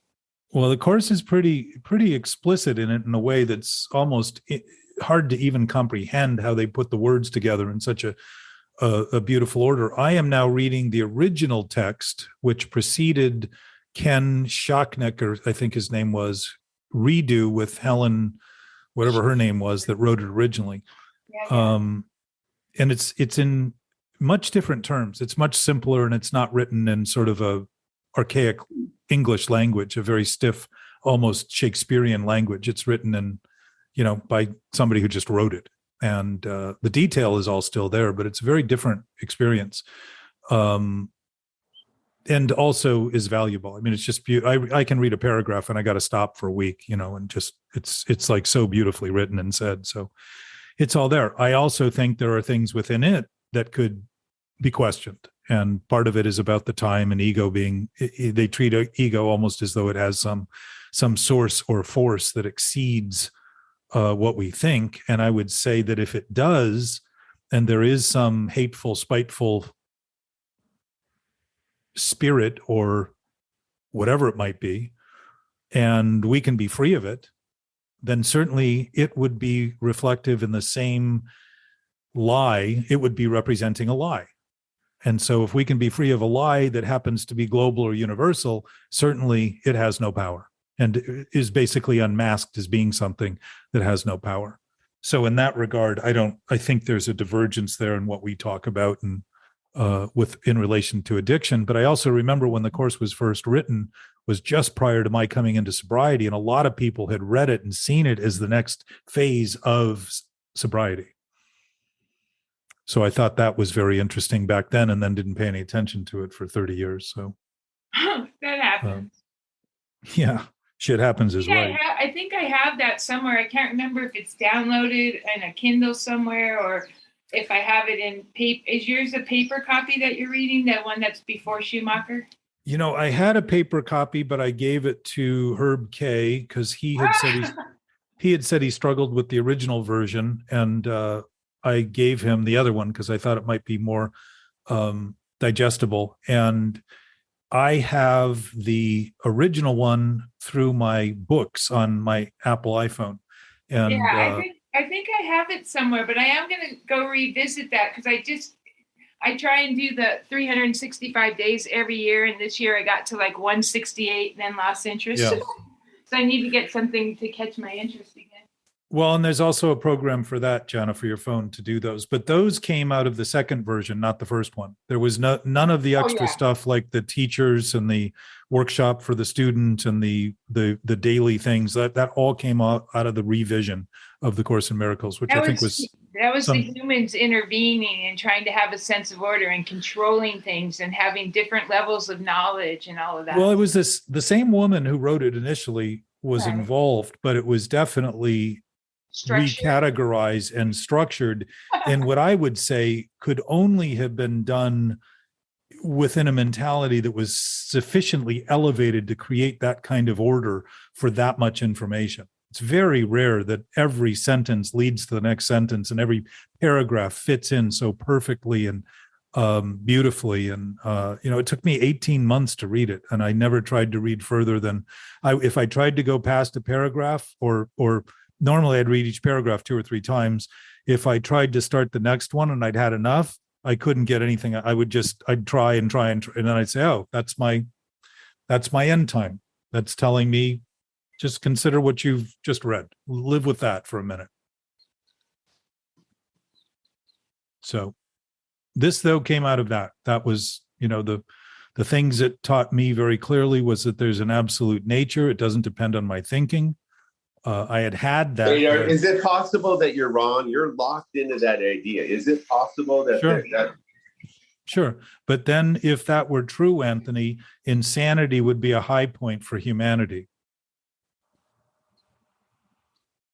So thinking about what we think would be all there is. And if we disappeared, there would be no universe. And then the universe would not have existed before we got here.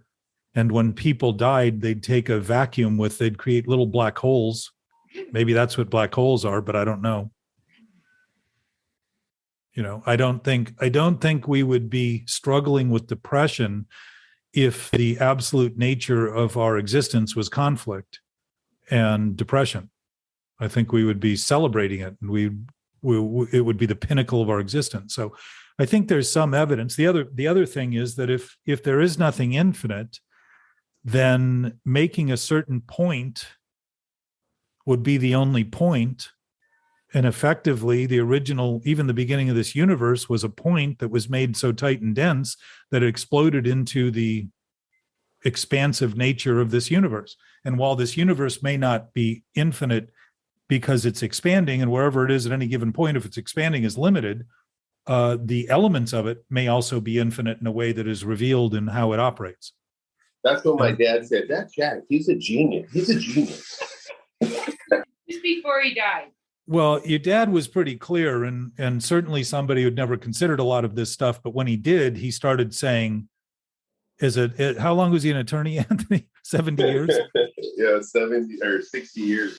Yeah, 60 years he was an attorney. So he knew how to argue, and he was pretty good at it. But I like that. But he also said, oh, wow, yes, maybe the limits of my own thinking are condemning me to thoughts that aren't true, and maybe it's worth considering. And he started to actually pry open, interestingly enough, just in the face of his own death. But he didn't seem at all depressed ever, and he seemed it seemed like he just he was already in surrender just naturally, because he wasn't an addict or something. He was just like, yeah, well, what is this? And he seemed like he was married to an addict, so to speak. And 2 days after he passed away, she had a stroke. I think he was a little confounded at first by the conversation, but then began to enjoy it. And I think your mother even said, Anthony, she said, he's like he's 80 again. Because you could tell that getting his brain going and thinking about that, he was really beginning to contemplate things bigger than the thoughts he'd maintained for so long. So while he was happy within the thoughts he had, he also began to notice that there was a lot more to consider. And you could see his face lit up. He loved the argument, but he also loved the potential to engage in it and consider things beyond the limits of the thoughts that might otherwise seem like his life depended on defending. Yeah, when he conceded, he got all happy. Well, and also quiet, which one of the things that, Anthony, you might take note of, generally speaking, as we make those turning points, Elizabeth, and sort of sit for a minute, you start noticing that you have less of an urge to make a choice and a little greater urge just to be quiet and kind of look at the awesome nature of the present moment as things are. There's an awe and wonder to it that begins to express that curious nature that we all have, that engages us with the totality of it rather than these individual little incursions that we tend to use to justify calling it our life. And that expansiveness is our nature, and not something we're curious about, but curious about why we've been neglecting it and denying it and fighting it. That's what curiosity is about, is saying, wow, I have left wonder and awe to the side of the table, trying to find only things I can be certain of, but the things I've been certain of are depressing and demoralizing and diminishing and depreciating me in my experience. So why is it that I'm controlling those things rather than beginning to notice that there's nothing there to control, but the thought I have right now that there's something there, and start actually witnessing the vastness and witnessing the potential of the discussion to continue with everyone and anyone you talk to. And even if you're just witnessing the people you're talking to and seeing your thoughts about them and starting to witness the thoughts, you're starting to notice that you can't be the thoughts if you're actually watching them, and they will start to dissipate as soon as you give them credit for being something you're simply thinking. When thinking is thinking, it has no hold on us. When we think thinking is all there is and real and true, all of a sudden we seem to be in this log jam and incapable of escaping it because we're continuing to perpetuate it by thinking about it is somehow going to solve it. More of the same thinking. It's a stagnant pool, drowning pool. So that may be a good ending. Well, thank you. Thank you. We enjoyed everybody today. Yes. I have a question. Uh-oh. Did you see Gabe leave on that one? Oh, no, he's getting comfortable. Good. Hi, Gabe. Hi, Jana. Hi, Anthony.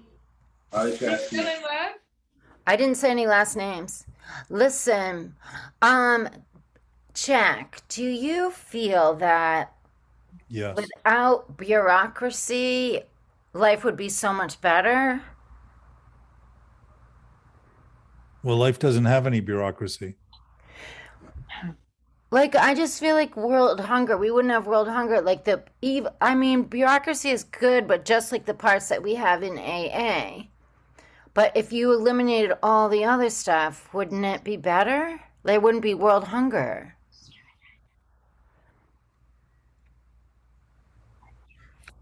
Well, I imagine people starved before there was any bureaucracies to even talk about. But Really? I think what you're saying is, and what you're looking at is how our own modern ability to complicate stuff That's it. makes things, I mean, it's easy. It's interesting that we talk about justifying war, but don't have money to feed people. But it Yeah. isn't, there's never been a lack of food. It's Right. always been a lack of distribution. And, there are people in the world who are living in environments that you can't grow anything. Right, but we could bring them the food. Of course, but they could also move toward areas that would allow them to eat. Yeah. So to be, to live, for instance, in an area that's so frozen all the time that you can't grow anything, and send them frozen orange juice would be, one solution. But they'd never thaw it out unless they were lighting fires. And I mean, the fact is, we are prone to complicating things at a human level because we're prone to complicating things at the individual level. And there is no bureaucracy in life. There is no administrative staff. There are no presidents and vice presidents and all of those layers in life. Life is just an absolute state of being. If that's our state, and we don't believe it's our state, then we go about creating things to pretend that the state is the ultimate controlling factor. And we've created governments in that same distaste of the state of that thinking. So could it be different? Yes, absolutely. It's different all the time. It just isn't always getting better. It seems to be feeding on itself more and more and more and more and more. I mean, it's interesting again that we can justify spending what we do on a tank or a jet. And I'm not suggesting those things aren't important for defensive people and that if we didn't have them, other people would misbehave in the same wrong way. But if we're thinking about it as us and them, we're always going to have a need to fight to try to dominate someone else who's not doing what we want, just like I think people should be driving in ways that serve where I want to get, in the way I want to go there. It's the same way. So the bureaucracy tends to feed on itself, and organizations naturally become organisms that serve themselves and not necessarily the people that they were originally designed to serve. Right. So our job here is to do what we can do. And what can we do? Begin to recognize that an absolute knowing source, if we express it, if nature is nature, it would probably be easier to talk to people about nature than talking to them about things that are unnatural and making those better. That would just be a new complication. But if nature is nature, and you remind people that our nature already has a knowing sense, and if the earth always had enough to eat for everybody, and we just haven't been distributing it in ways that are helpful to everyone, and condemning people in certain areas for being certain types of people who aren't worth getting it, then it's just the thinking we're doing that's causing it.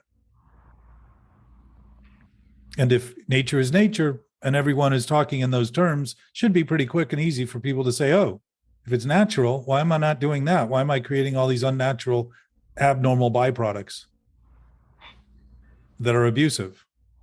And I would say using abnormal thought is abusive. It's what abuse basically is an abnormal use of something. Right. Okay. So that's kind of what I'm getting at. Like, Yeah. there's abnormal use of the bureaucracy. But forget about the bureaucracy if you and I are contributing to the thinking that allows it to happen. Right. Yeah.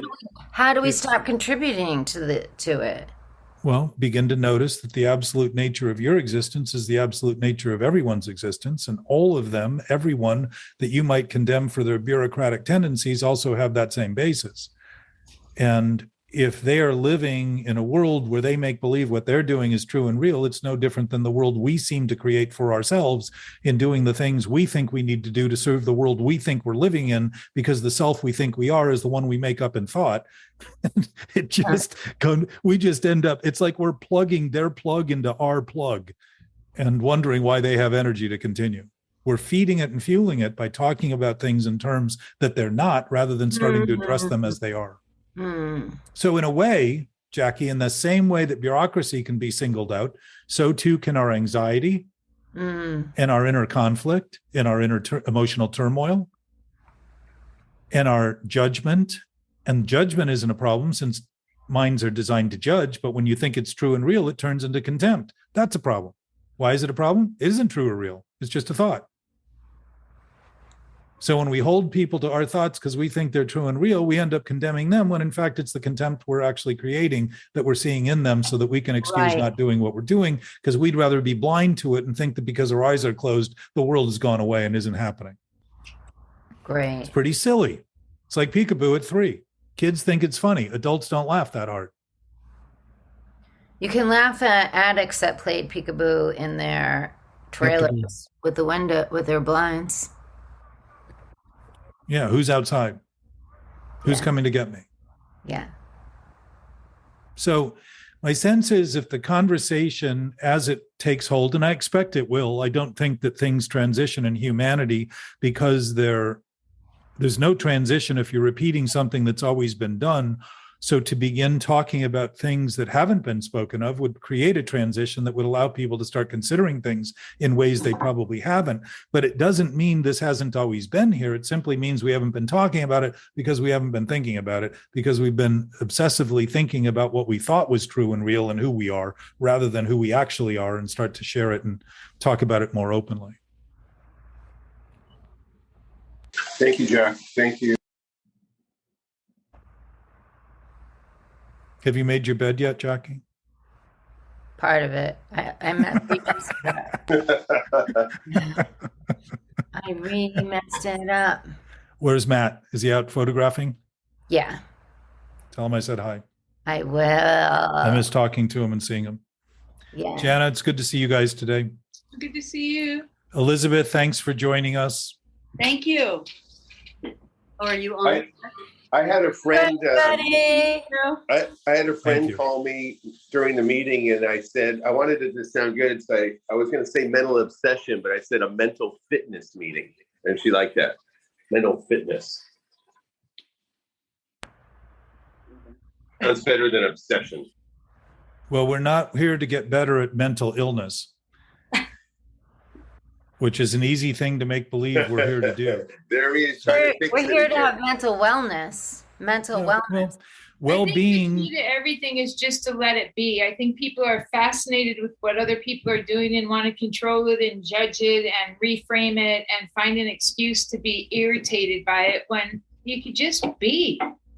But Jana, that's just a thought about other people. It's true.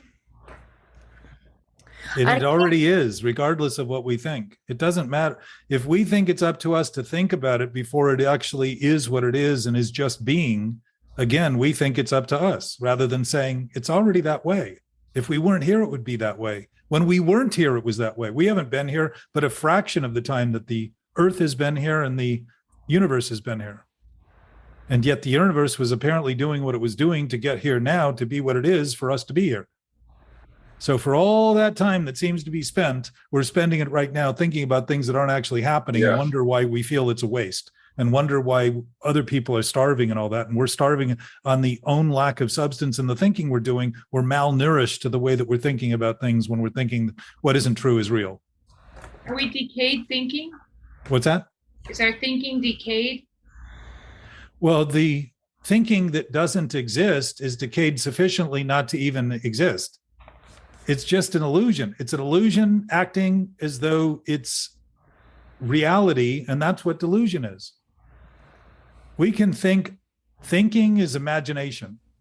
It's just illusions. They're pictures, they're forms, shapes that almost every time we think in terms of forms and shapes. If we think about the car, we see the, Then we share it with others and want them to be our co-conspirators in this insane illusion.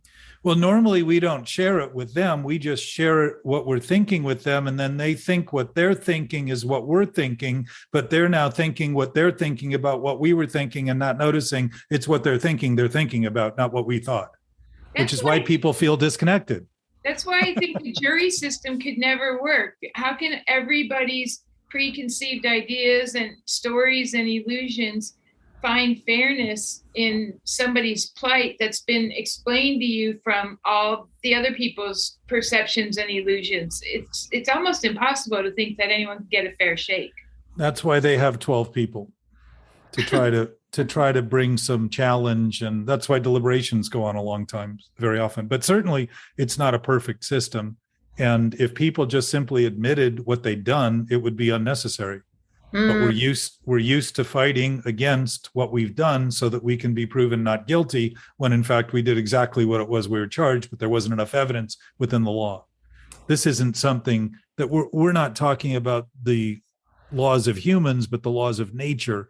And if we begin to abide by them and act in concert with them, then we aren't out of order in our actions because our thinking isn't out of order. Thinking is our primary source. We begin recognizing that knowing presence that we begin given thinking so little experience of has always been present, has always been knowing. We just haven't thought it was.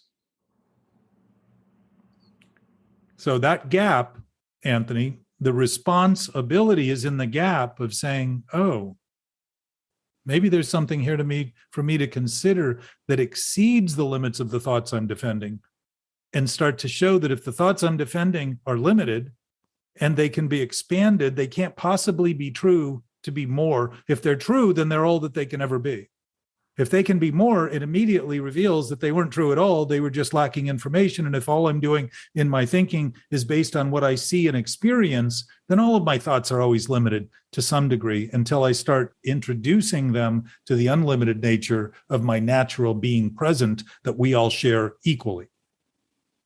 And that's really, while we spend a lot of time in this conversation talking about the conflicts and the obsessions, the conversation that we haven't quite even begun 2 years in now is to start talking about the possibilities that exist, Jackie, into how these problems could be solved, and simply begin to concede that they can be solved and that they're no more problems than we make of them right now by making believe in things that aren't true about them. And all of a sudden, ideas will come that could not come from the diseased, poisoned, toxic thinking that would be laughable to imagine we haven't considered because they'll be so simple. And not only simple, but they'll be applicable and useful and productive as a result, which is what the difference between a right and a wrong thought. Wrong thoughts have no application. They have no usefulness, no purpose, no benefit. So they're a drain. There's a certain kind of lightness of being when there's something that you've obsessively thought about for a really long time. Yes. And then you claim responsibility. And I know you're going to hate this. You get to the other side of that little fucker, which I know you were already there the whole entire time. But for some reason, I've just gotten an immense amount of peace and freedom. And you're just witnessing it. That's the same peace and freedom you've always had that you're finally witnessing. Simply from, think of how simple it is to make a concession that we may be responsible. And like to Anthony's point, I don't argue this as being the absolute case. I'm not fighting for the absolute being the absolute. I'm simply suggesting that if you begin to consider it, you start noticing that there's a wisdom and an awakening that occurs that was always present. We were just so preoccupied with what we were thinking, we thought it wasn't present and ended up thinking that our thoughts about it not being present were truth and reality, and ended up then making sure that all our subsequent thoughts confirmed that by telling stories about it in ways that we thought were our life, when in fact that same thing we were doing was killing us in terms of our human experience. Yeah, creating chaos and static on purpose. Any distraction. I tried this. I just went to Kauai for 6 days. And usually, like I've even missed planes before because at the last minute, everything in the house has to be perfect, including all the laundry folded, and doesn't usually get put away. But I've missed it folding laundry before out of San Jose. It's insane. So I tried to conjure that up because I'm so used to it when I was packing and stuff, and I couldn't do it. I couldn't get the static going. I couldn't get the fear in gear. I couldn't get any of that going, and it was such a revelation to not have to go through all that chaos.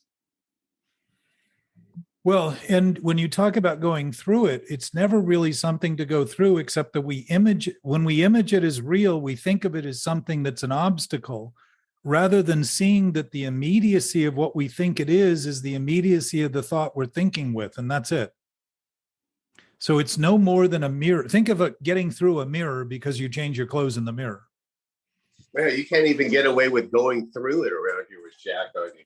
You say, oh yeah, I went through it. He's like, it's not really going through it. I love it. If we're looking at it accurately, you'll see that it's the immediacy of the thought you're having that gives it that shape and form, that also then gives it justification to be what we think it is, because we look at it that way and create the story, which starts with the images we create about it as something we need to get over. It's all about justification, because once I find a co-conspirator, we can just go for days in my illusionary story, and I can get permission from that other person who's going to bolster up my bullshit.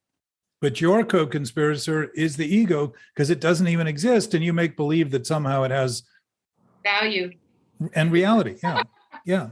It has any fucking value at all. Well, the value we give it is the usefulness of it distracting us from the thing we know better to pretend it's all we can do by thinking worse. And that's a pretty sick direction. And so what you're saying is Elizabeth already had something else against her brother, and this was just that last thing to validate her thoughts.